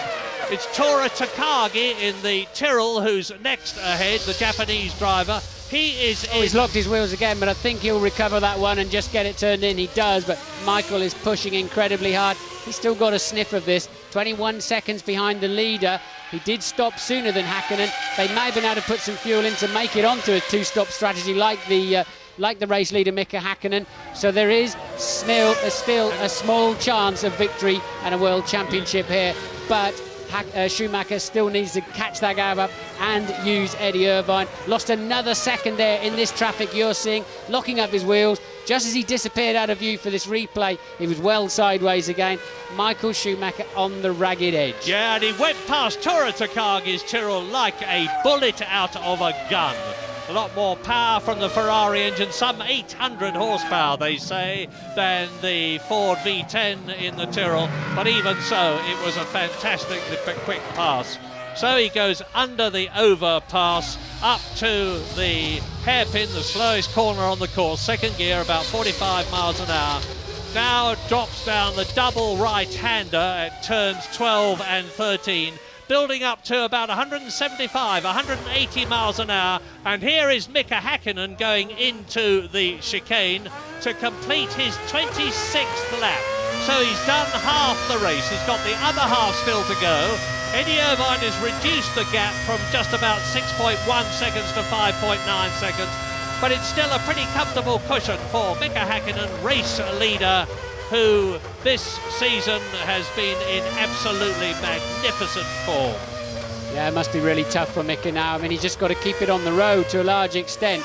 But there's still enough pressure going on behind him with Irvine and Schumacher making extremely good lap times. But Mika must think every time the car slides, he must think, OK, be steady, be cool. And that's Coulthard running wide this time into that final chicane. Yeah, Michael Schumacher's last lap was 0.3 of a second slower than Mika Häkkinen, so the Finn is maintaining the gap.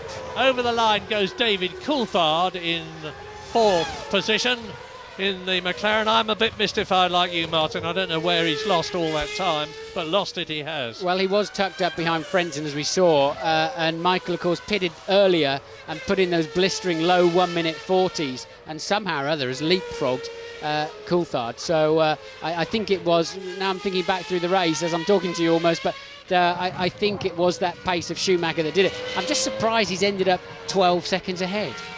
Well, lap 27, here are the top 10 as you watch. Look at the blisters on the inside of that right front tyre. It's very clear to see. Just there. Inside, that's the camber. They run something like 3 degrees of front camber, puts extra load on the inside of the tyre to generate lateral force, and Michael Schumacher's right front is badly blistered. If he's on a 3-stopper, he could come in any time now and be on schedule, because the second of 3 stops in this 51-lap race would be round about lap 26, and we're on lap 27 now. but Michael Schumacher goes on. Eddie Irvine crosses the line again. Here are the top 10.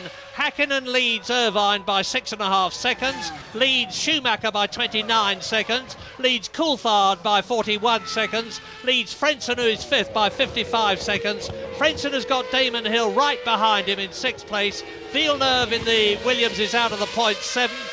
Fisichella and Wurz in the Benetton are 8th and 9th, well down. Jorna Lacey is in 10th place. For good measure, it's Panis and Herbert, 11th and 12th. Jarno Trulli in the race, not the latest. Prost is in 13th place. And you've seen Shinji Nakano and Takagi battling for 14th place. They've been lapped. So is Jarno Trulli, who is 13th. Rubens Barrichello is 16th. Esteban Tuero is in 17th place. Jos Verstappen is 6 laps down. Mika Salo is out. Ralf Schumacher is out. Pedro Diniz is out. And here is Frentzen with Damon Hill behind him, 5th, 6th, and Jacques Villeneuve 7th. Yes, it's looking good for Williams for that 3rd place in the manufacturer's title. There's the Irvine's crew, or the Ferrari crew, coming out expecting Eddie Irvine in for his 2nd stop of the afternoon. Again, that's consistent with a 3-stop strategy. So Williams looking strong for 3rd, but Damon Hill really needs to pass Frentzen to give Jordan a chance to leapfrog the Benetton team. Well, there's Irvine now taking to the pit lane. They've been practicing that like lunatics all weekend.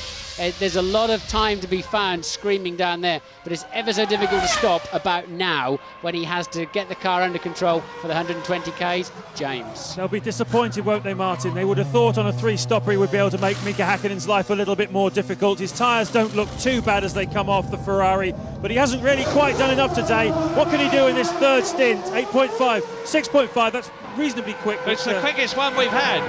It's the quickest pit stop we've had, and there is Schumacher. Schumacher in 3rd place, coming up to catch Eddie Irvine. But of course, Eddie Irvine has made his 2nd stop. Michael Schumacher has not, so it's a slightly false impression on the track.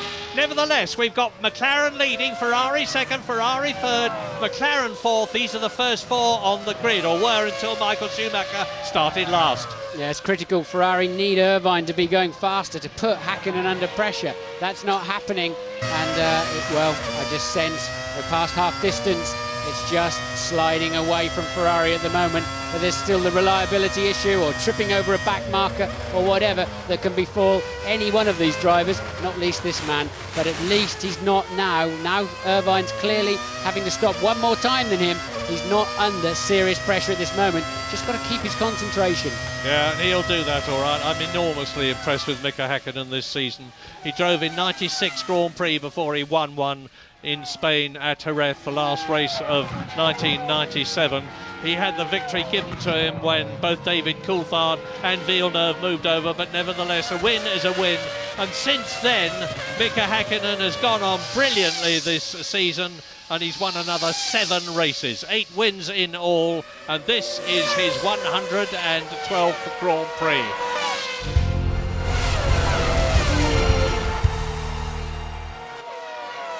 Michael Schumacher then can see Eddie Irvine ahead of him and knows that 2nd position is there very soon for the taking, but he'd lose it when he comes in for his pit stop, which must be pretty soon now if he's on a 3-stopper. And I believe, now if he's on a 2-stopper, which seems very unlikely, he can go on a lot longer. Well, remember, Michael stopped sort of somewhere in between the 2 on his 1st stop. I would think they'll stretch that and try and get him to stop just the twice. But as we already know, his right front tyre's blistered. That makes it even harder to slow down into the hairpin and the last chicane, and then gives you terrible understeer through corners, through the medium and high-speed corners. So Schumi really having a big uphill climb. Häkkinen making his way through the traffic. Past Olivier Panis to lap the Frenchman for the first time, actually. Panis is in 11th place. Into the pits comes Tora Takagi in the Tyrrell. Japanese driver, last race for Tyrrell. Last Tyrrell race, for that matter, unfortunately. He's in 15th place, a lap down. Yeah, it's a sad day. I drove 3 years for the Tyrrell team, and must be a very sad day for anybody who's ever been involved with Tyrrell, but I guess nothing's forever. Mika Häkkinen leads the Japanese Grand Prix on lap 30 there, out of 51, with Eddie Irvine now 24 seconds behind him after his 2nd pit stop. Mika Häkkinen has only had one stop.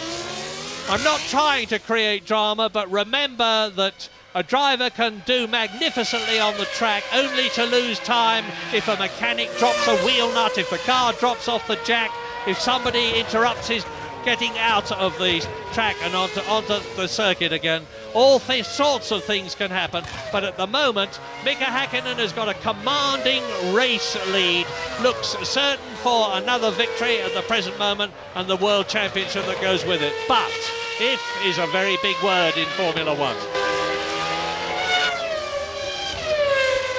Eddie Irvine maintaining the pace. Actually, his latest lap was some 2 seconds faster than Mika Häkkinen. Eddie Irvine on new tyres, of course, and Mika Häkkinen on much older ones. And meantime, David Coulthard has just put in a terrific lap, 1 minute 41.4. By no means the fastest lap, but very quick at this stage of the race. And he's trying to he is starting to close on Michael Schumacher, but he's still 16 seconds behind him. Oh, and that is the end of Tura Takagi's race. That is the last Grand Prix finish for a Tyrrell Formula One car, and he's taken somebody with him. Who is it? Let's have a look. He's going to lock his wheels. It's Nakano. Yeah. Nakano as Takagi turns in. Nakano, the Japanese driver.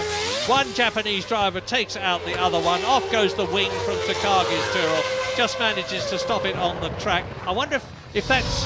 Do you think there's a chance of the safety car coming out with that?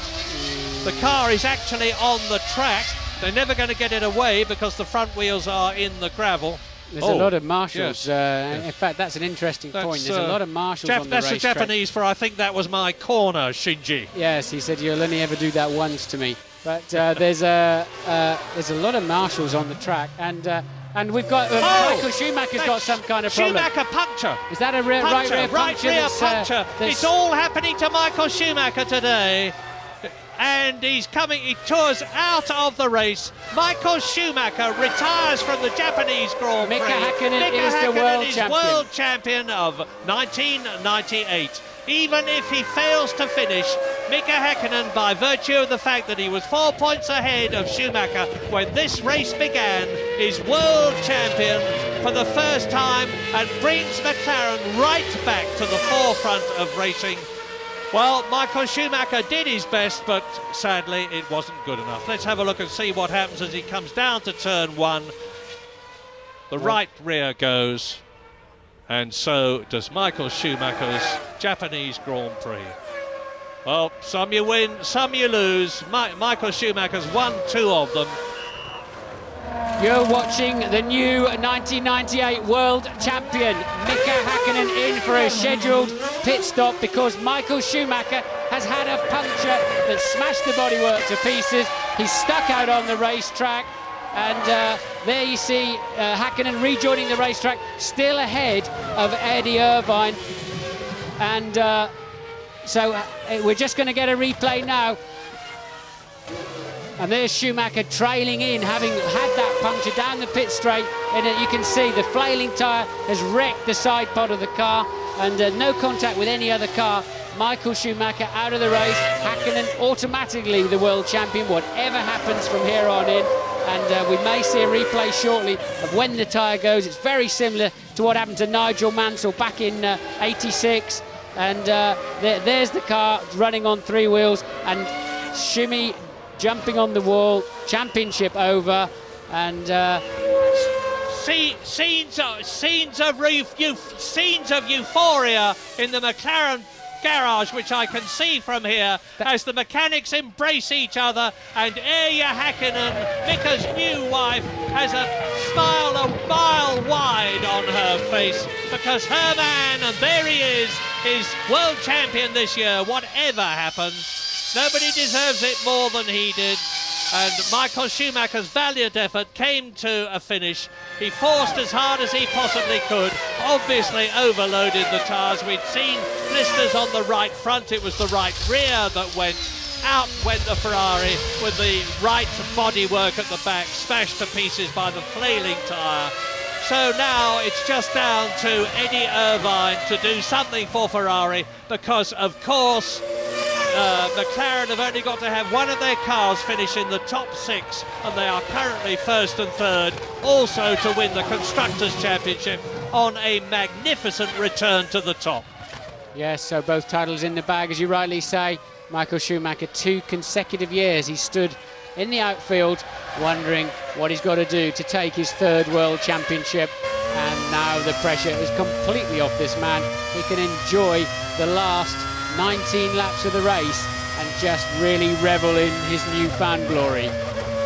And he must not, of course, let his euphoria get to him at all, because the moment his concentration started to lapse, he could be in major trouble. Into the pit lane comes Damon Hill, and with him Jacques Villeneuve, respectively 5th and 6th, so the positions might change if the Williams can get out of the pit lane before Damon Hill does. Critical time for Jordan. They're now up to 5th, and Hill gets away, so Hill maintains his position ahead of Villeneuve, and they're now scoring a 2 points scoring position, which puts them equal with the Benetton team. I don't know who takes it if they end up equal on points. We'll look into that.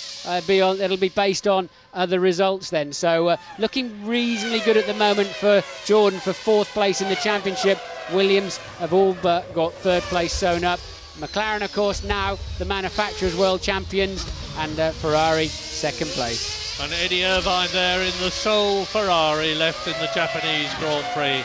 Lap 34 out of 51 in this amazing race, which started off full of promise for a titanic battle between Häkkinen, 2nd on the grid, and Schumacher in pole position, only inexplicably for Michael Schumacher's engine to die on the grid after the first start had been aborted, when Jarno Trulli did exactly the same thing.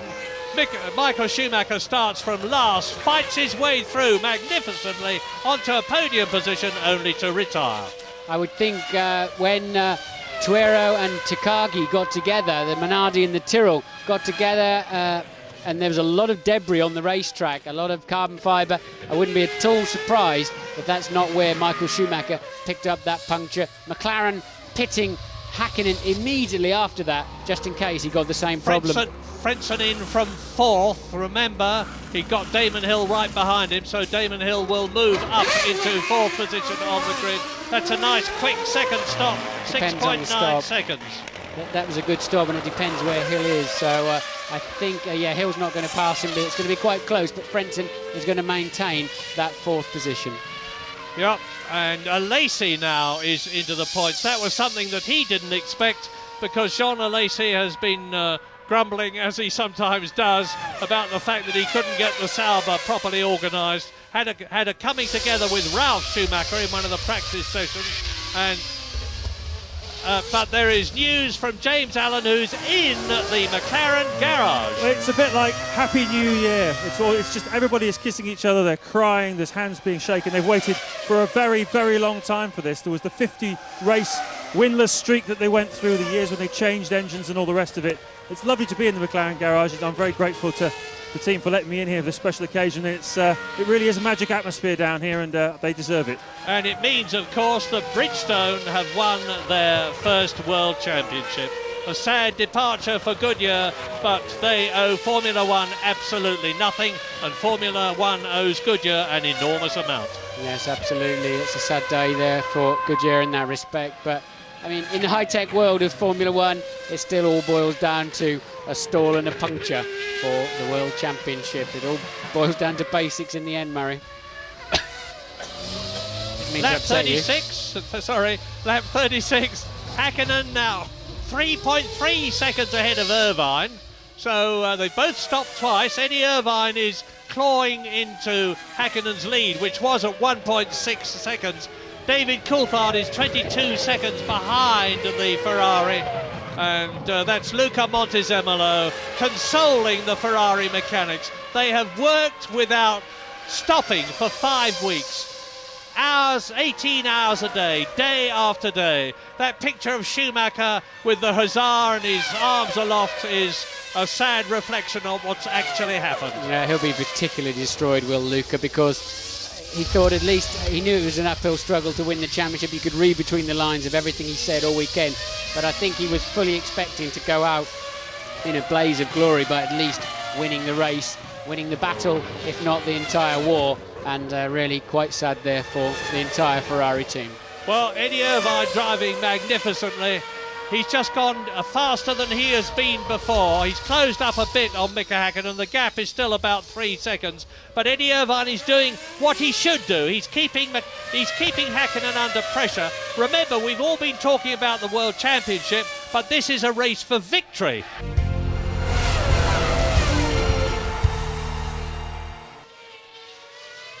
We're looking ahead. We're on lap 38 in a 51-lap shortened race after 2 aborted starts, which reduced the race length by 2 laps, 1 for each of those 2 full starts.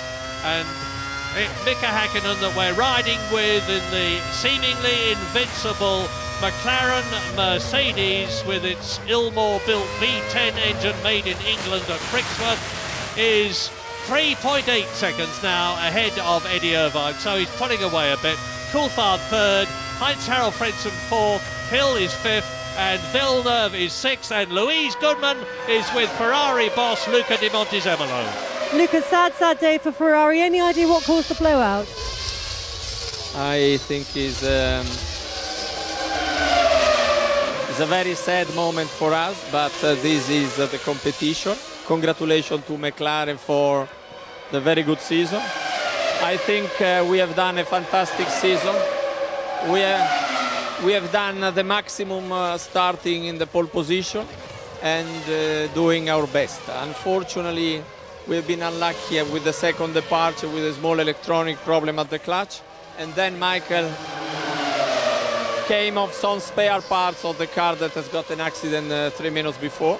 And so the dream is finished. But I want to congratulate my team because they've done a very, very good season, a big effort, the best season Ferrari never made since 20 years. And you can be sure that we will try to win next year. Thanks very much, Luca. Very emotional, Luca Di Montezemolo. Mika Hakkinen exits the pit lane after his Coulthard, exits the pit lane after his pit stop from third position and passes the stricken Ferrari of Michael Schumacher. And you heard Luca Montezemolo, he must be terribly downcast. But as I said just before this race began, one of the teams at the end of it was going to be absolutely euphoric and the other was going to be totally downcast because it followed as night follows day. But that's the situation when they were so close. Well, the euphoria is McLaren's, the downcastness is Ferrari's. It had to be one. Irvine's third and scheduled stop about to happen by the looks of it. Coulthard maintained position over Frentzen, so it's still Hakkinen, Irvine, Coulthard, Frentzen, Hill and Villeneuve in the top 6. Hill just 1.7 seconds behind Frentzen, his new teammate for next year, of course. And that's Irvine in the pit lane now. Well, 120 kilometres now. It's very difficult to slow down. You see the change of surface there. That's more of a concrete surface where they actually change the tyres. And I've seen more than a few cars slither through there with their wheels locked up. Good stop there from Ferrari. Remember, they have to put a little less fuel on each time because they're stopping 3 times. But that one working out extremely well for the team. But that, of course, is going to put him some half a minute behind, well, 27, 28 seconds behind leader Mika Hakkinen. lap 40. Good news for Jordan is that if Damon Hill stays where he is, they are definitely going to move up from 5th to 4th in the Constructors' Championship, which would be the highest that they'd ever been. One of their targets for the day was to move up at least 1 position, ideally 2, to beat Williams as well. They're not going to do that because Frentzen is ahead of Hill and Villeneuve is behind him in 6th position.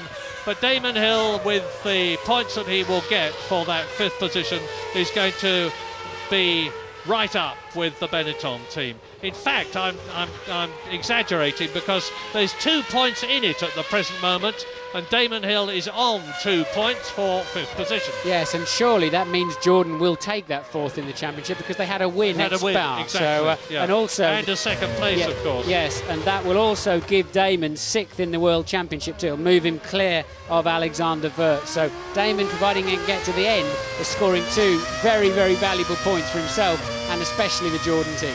And let's not forget, incidentally, while we're talking about Jordan, that their tremendous leap forward in recent races was as a result of the groundwork that Gary Anderson, their technical director, had put in before he left the team. He's now joining Stewart on Monday. That is absolutely definite. Gary Anderson is here in mufti, as it were. He's with Stewart, but not officially working for them until tomorrow. And there's a major 2-day Bridgestone test here at Suzuka this coming week, because all the competitors are going to be on Bridgestone tyres now, as is Mika Hakkinen right now, the man that you are looking at, and is the world champion of 1998. So there's a special test being organised to enable those teams which haven't used Bridgestone this year, particularly Williams and Ferrari, to test and get used to the Japanese rubber before the 1999 season. Lap 41 then, we're in the closing stages of the Japanese Grand Prix, 51-lap race. Mika Hakkinen has dominated it from the start after Michael Schumacher's, unfortunate to put it mildly, electrical problem which moved him from pole position to last on the grid. And Mika Hakkinen has led this championship right from Australia, the first race of the year, which was in effect gifted to him by David Coulthard, who controversially moved over at the last moment and let Mika Hakkinen through to win the race because they had agreed that that was what would be done if they were in a position to do it. They were, and they did. Mika Hakkinen took the lead in Australia. He built his lead to 22 points at one time, only for Michael Schumacher with a series of brilliant drives to bring them down to 80 points each after his victory at Monza. Then Mika Hakkinen, by winning at the Luxembourg Grand Prix in Germany, extended that lead to 4 points. The difference between finishing first in Australia and second in Australia. That's how critical it was. And we had this tremendous build-up to the fight that there was going to be. I know it's a cliche of mine when I say anything can happen in Formula One, and it usually does, but I can't remember having a pole position man put to the back of the grid before, when the championship depended so much on the 2 men who were on the front row of the grid.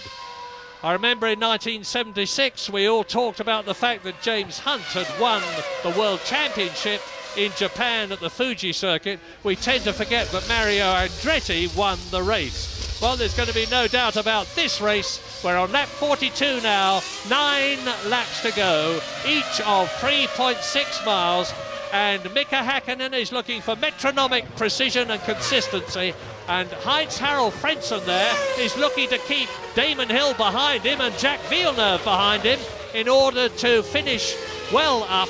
Frentzen was second last year. He's in 4th place behind David Coulthard this year. Damon Hill is pushing him for that position.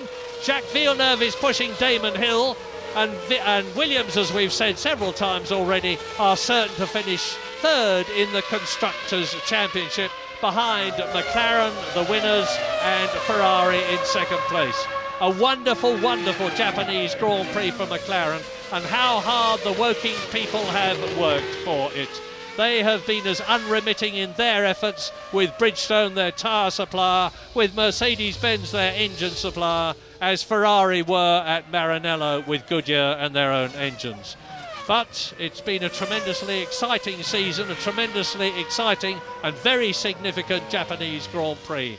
Mika Hakkinen now leading Eddie Irvine, who has made his 3rd stop, and Hakkinen is now 24 seconds ahead of the Irishman in the Ferrari, who has got David Coulthard right up behind him. David Coulthard looking to make it a McLaren 1-2. He's only 1 second behind Irvine, and he's just done his fastest lap of the race as out goes the other Minardi of Shinji Nakano. His teammate Esteban Tuero retired a long time ago. There's a replay of him touring off the circuit. There are now 12 out of the 21 competitors who started this race left in it. Everybody up to 7th place, who is Fisichella, has been lapped by Mika Häkkinen. And the race order, the top 10 on lap 43.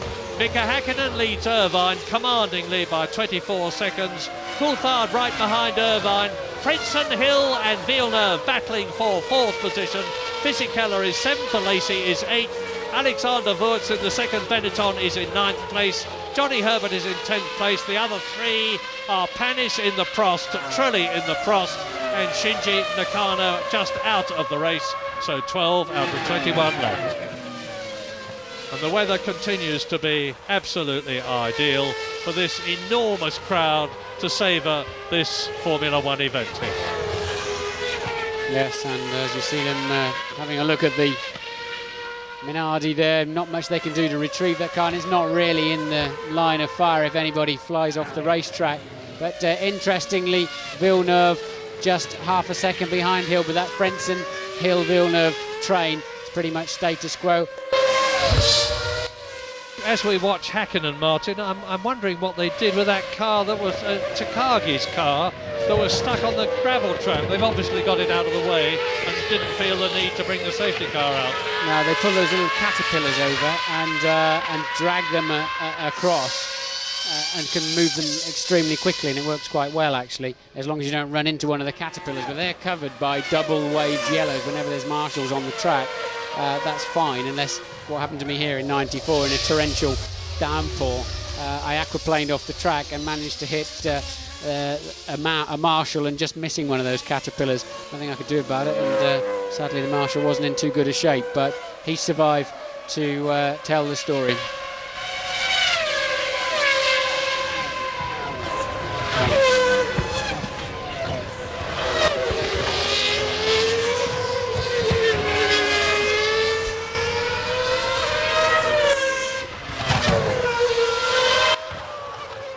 Mika Häkkinen then on his 45th lap, and Eddie Irvine there, second in the Ferrari. He was 3rd last year after having driven a brilliant race to lead in Japan.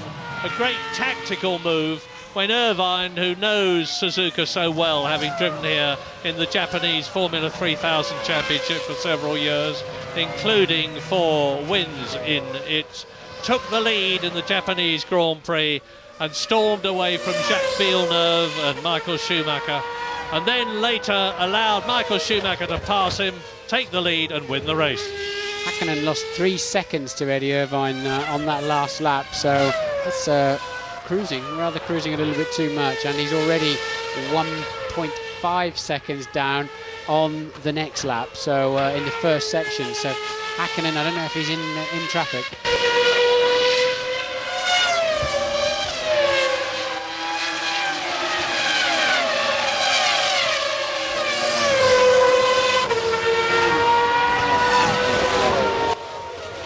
Now, as you watch the battle between Frentzen, Hill and Villeneuve for 4th place, I wish not to sound alarmist, but Eddie Irvine is certainly carving into Mika Häkkinen's lead. 3 seconds on the last lap. Yes, absolutely. Just he took 3 seconds out of Häkkinen on that last lap, and he's 3 seconds ahead on this lap. So Mika doesn't have anything like that in his pocket. We're going to show you a replay of a crash that happened earlier. We've got the footage now, and it was a bit of a silly accident really between Takagi and Tuero, and this happened. You can see all the bits and pieces flying over the racetrack, and this happened just before Michael Schumacher came through and ended up going out of the race with a puncture. So, back live in the race, and you see Jacques Villeneuve, 6th position in the points. Ahead of him in the yellow Jordan, double Japanese Grand Prix winner Damon Hill, and ahead of him is Heinz-Harald Frentzen. You're looking at Giancarlo Fisichella, who is in 7th position behind Villeneuve and lapping faster than the Williams. Yes, 3.2 seconds. Irvine was faster than Hakkinen. At that pace, he'll be up with him in 5 or 6 laps' time. So I think Hakkinen's just pacing himself to the end of the race, but he'll have to pick the pace back up again, because otherwise Irvine will be right with him. Yeah, and if you're right with someone, you can force them into a mistake, even if it's Mika Hakkinen on as much of a roll as he is at the present moment. 17.17 seconds ahead of Eddie Irvine on lap 46 out of 51 as the Japanese Grand Prix rolls down towards the end of its time. The last race of 1998 and the championship clincher for Mika Hakkinen and for McLaren. Yes, Hakkinen's picked the pace up again now. He's still a bit slower than Irvine, but I suspect that they told him to cool it. He cooled off, but he slowed down way too much. You can lose a lot of time. Sounds good. Yeah, it sounds absolutely fine. I think he just overdid it a little bit in his attempts to pace himself to the end of the race.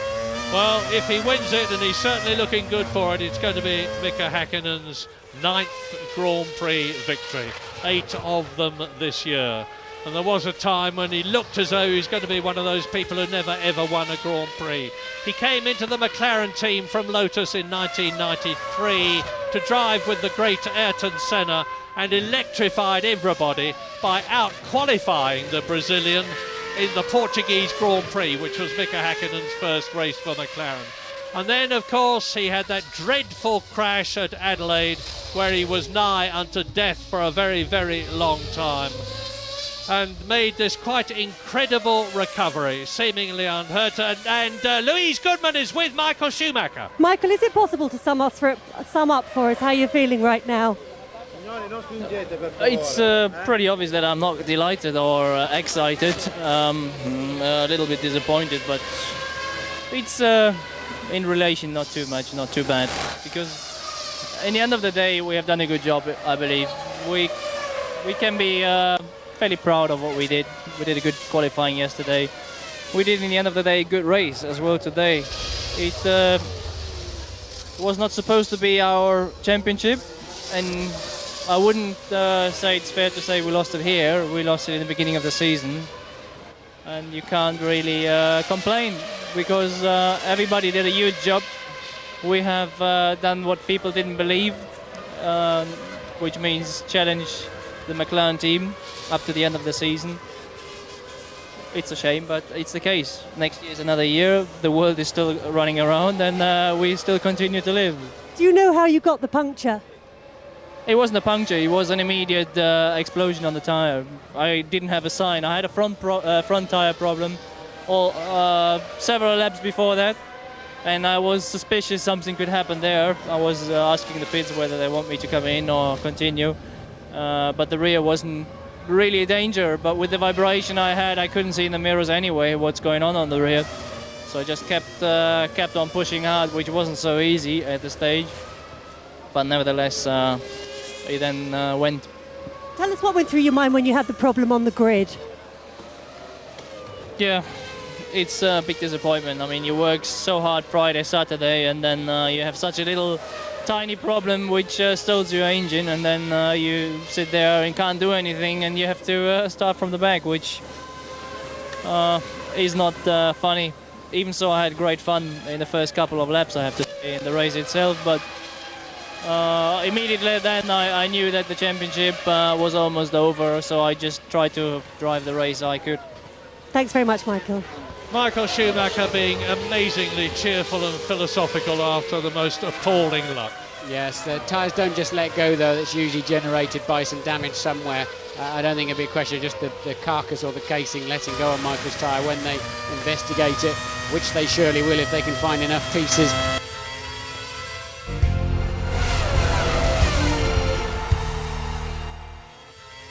Back on board with race leader Hakkinen. They're showing you a gap from Hill to Villeneuve.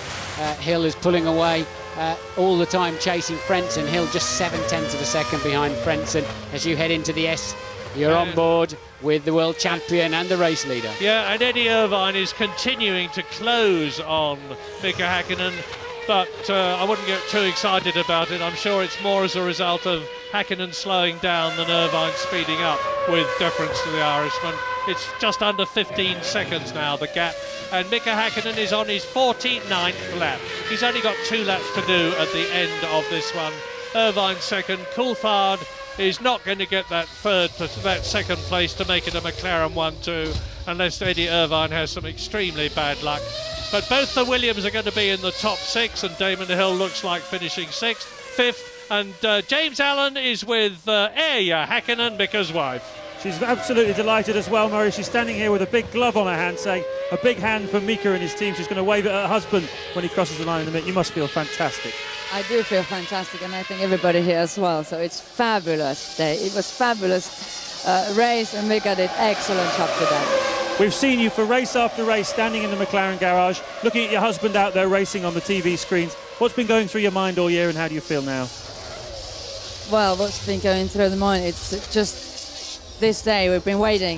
This final we've been waiting, and Mika's world champion title, and now it's here. So it is really fabulous feeling. Hope you have a great party tonight. Thanks, well done, Erja. Thank you.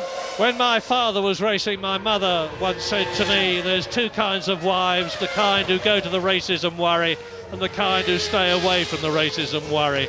Well, Erja Hakkinen is obviously the ones that goes to the races. She's got nothing to worry about at the present moment because her husband is on his 50th lap out of 51 in this shortened race and going extremely well. And Damon Hill having another final go at Heinz-Harald Frentzen, and again failing to get past the Williams. Williams looking good in the closing stages of the race for both their cars being in the top 6, with Frentzen in 4th place, Villeneuve in 6th position, sandwiching Damon Hill, and if he stays there, it's going to enable Jordan to move up to 4th in the Constructors' Championship, ahead of Benetton behind Williams. There is Erja, who you just heard talking to James Allen, with that big hand for Mika and his team that he was talking about, and that's Didier Cotton, who is Mika's promotions and manager man. And here is Mika Hakkinen himself on lap 50, climbing up to the fabled 130R corner, one of the most demanding and spectacular in Formula One. Approaches it at about 190 miles an hour, goes round it virtually flat out, slows right down for the chicane, second gear, 40 miles an hour, turns right, turns left, comes through to complete his 50th lap and start his 51st and last lap of Suzuka, knowing that he is already world champion. He won in Australia, he won in Brazil, he won in Spain, he won in Monaco and Austria, he won in Germany, and he won in Luxembourg. It's been a magnificent season for the Finn, a magnificent season for McLaren. There are their happy mechanics pouring out of the garage onto the pit lane to greet their man home. Constructors' Championship for McLaren, Drivers' Championship for Mika Hakkinen. Eddie Irvine still continuing to close, but the gap now of 11.5 seconds is, as I said, because Mika Hakkinen knows exactly what the score is and is taking it comparatively easy. Yeah, it has to be said, Irvine's done a great job today. Always seems to be the bridesmaid, unfortunately, especially this year. But Eddie Irvine, yet another podium position, just 11 seconds off the lead, and really he's done everything Ferrari could have asked of him. Mika Hakkinen and David Coulthard making it almost a clean sweep for McLaren, first and third. Here is the Flying Finn as he signs himself when you ask him for his autograph. Mika Hakkinen, the Flying Finn. He never spoke a truer word. Up to the 130R for the last time. Down to the chicane for the last time, down through the gears. The gearbox has seen him fine at this time. Those were his only troubles he had in 1998, but not in the Japanese Grand Prix. Mika Hakkinen exits the chicane. It's all downhill from here, Murray. Going round the left-hander. It's all downhill, he can cruise from here. He's got his hand in the air, take him over the line. Mika Hakkinen literally goes downhill to victory. Look at the joy, the euphoria of the McLaren team on the left. And you are looking at the world champion of 1998. And a very worthy one as Eddie Irvine finishes second, a mere 6.4 seconds behind the race winner, Mika Häkkinen. David Coulthard finishes in third position and 22 seconds behind Mika Häkkinen. So it's 14 points for McLaren in the Constructors' Championship. They only needed one to win it. And that was a hot race, Murray. It was over 2.5 minutes faster than last year's dry race, although they were messing around at the beginning, so a very quick race too. Mika Häkkinen, world champion, 14 points ahead of Michael Schumacher. David Coulthard retains his third position and Irvine his fourth place. Jacques Villeneuve, fifth in the World Championship that he won last year. And Damon Hill finishes in the top six for Jordan, which certainly didn't look possible earlier on in the season, because it's been a magnificent recovery. And What's look at this? Damon What is Hill. this? Is Damon that Hill passing Frentzen for fourth place? Yes, I think it is. Yes, it so is. Hill's going to take Well, fourth. well done, Damon Hill. And that, yes, at the very last moment, Damon Hill displaces Heinz-Harald Frentzen. Yes, Damon. He shakes his fist, not in victory, but in exultation. And the Williams then finish 5th and 6th and not 4th and 6th. And that means to say that Damon Hill finishes only 1 point behind Jacques Villeneuve in the Drivers' Championship. And Damon, who loves this Suzuka circuit so much, having won here twice, certainly put in a storming drive here this year. So just to recap, as you watch Mika Häkkinen on his victory lap in front of an enormous Japanese attendance, and he's very much their number one man. They have a very special thing about Mika Häkkinen, and at one time he actually had 4 Japanese girls who followed him literally all around the World Grand Prix circuit. Well, there'll probably be more this year. There's a walking in. Irvine second. Mansour Ojeh, I see, the man who has done so much to help McLaren get into the position of dominance that they've had in the past and that they have regained this year. So McLaren win, Ferrari second, McLaren third, Jordan a superb fourth to end what has been by far their best year in Formula One since they began in 1991. The two Williams, 5th and 6th, Heinz-Harald Frentzen, his last drive for Williams, and Jacques Villeneuve, his last drive for Williams before joining the BAR team, both finish in the points.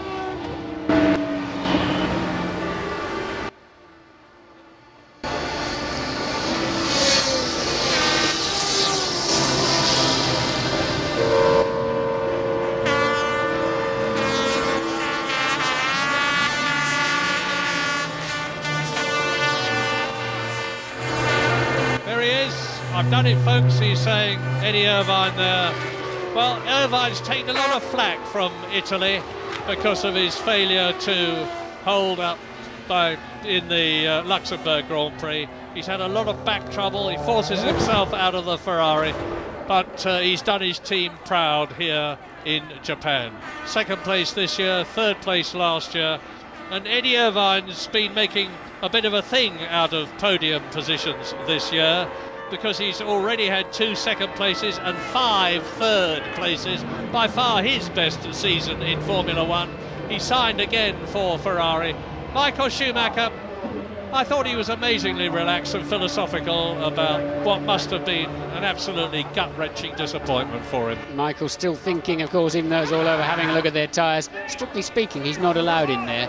That's a Parc Fermé, only the top 3 cars and top 3 drivers allowed in there, but Michael's been in there so many times in his career, I'm sure they're not going to throw him out or throw Irvine's car out of the race. And here's Häkkinen having made it back to the pits after enjoying a very steady slowing down lap, so he can really take most pleasure out of the crowd. Michael Schumacher, the first man literally to shake Mika Häkkinen's hand. Double world champion of the past, congratulates Mika Häkkinen, as does his teammate David Coulthard, who's done so much to support him in 1998. Eddie Irvine there as well. Great sportsmanship at the top of Formula One. And it'll be interesting to see Mika Häkkinen in the interview room. He's usually not the quickest of speakers, but hopefully he'll have some euphoric statements to make to us this afternoon. Mika Häkkinen sitting in the car, and the first man to congratulate him is the man he fought so hard for the World Championship, Michael Schumacher. Eddie Irvine, who has already had 2 second places this year and 5 third places, is there, and so is David Coulthard, who's done so much as they embrace. David Coulthard, who's done so much to support his teammate. And it must have been very tough for David, having moved over in Australia, to see Mika Häkkinen outdrive him quite a few times, but he's been phlegmatic and cheerful with it, and his reward is David Coulthard to finish 3rd in the World Championship. So, great sportsmanship at the top, and there's a Mika Häkkinen and Mansour Ojay on the left, and Ron Dennis on the right.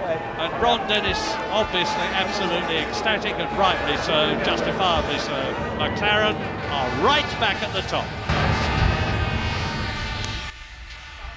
Häkkinen seems to be running away from the podium towards the crowd. Look, he's going to carry on enjoying the crowd. He's supposed to get onto the podium, the rules say, but I think he's saying, never mind the rules, I'm going to enjoy this, and that's what he's enjoying.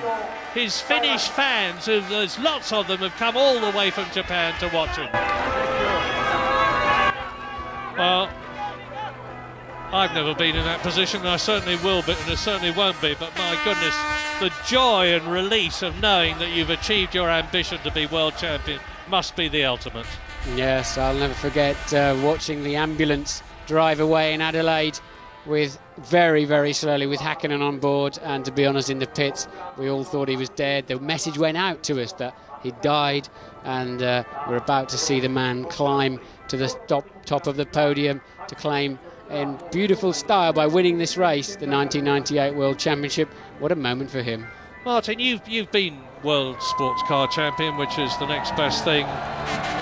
What does it feel like? You work so hard for something, and when it all falls into place, it almost feels normal. It's what you expect, it's what you want, it's what you work towards.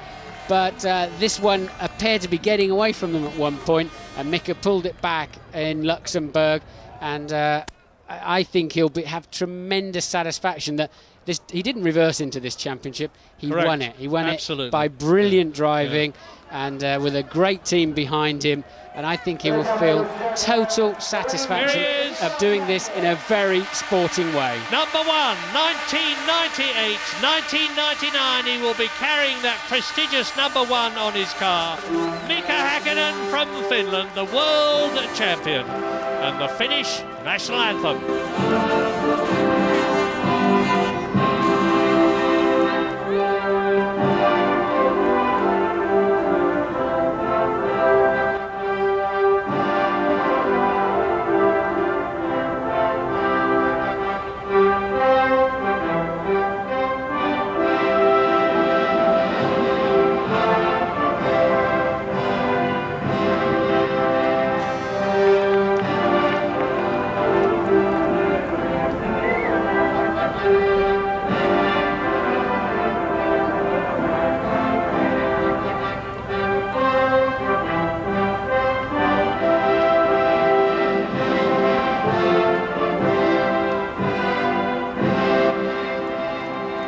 With the Bridgestone cap tucked in his belt, they have won their first World Championship, and McLaren, the Constructors' Championship, the national anthem.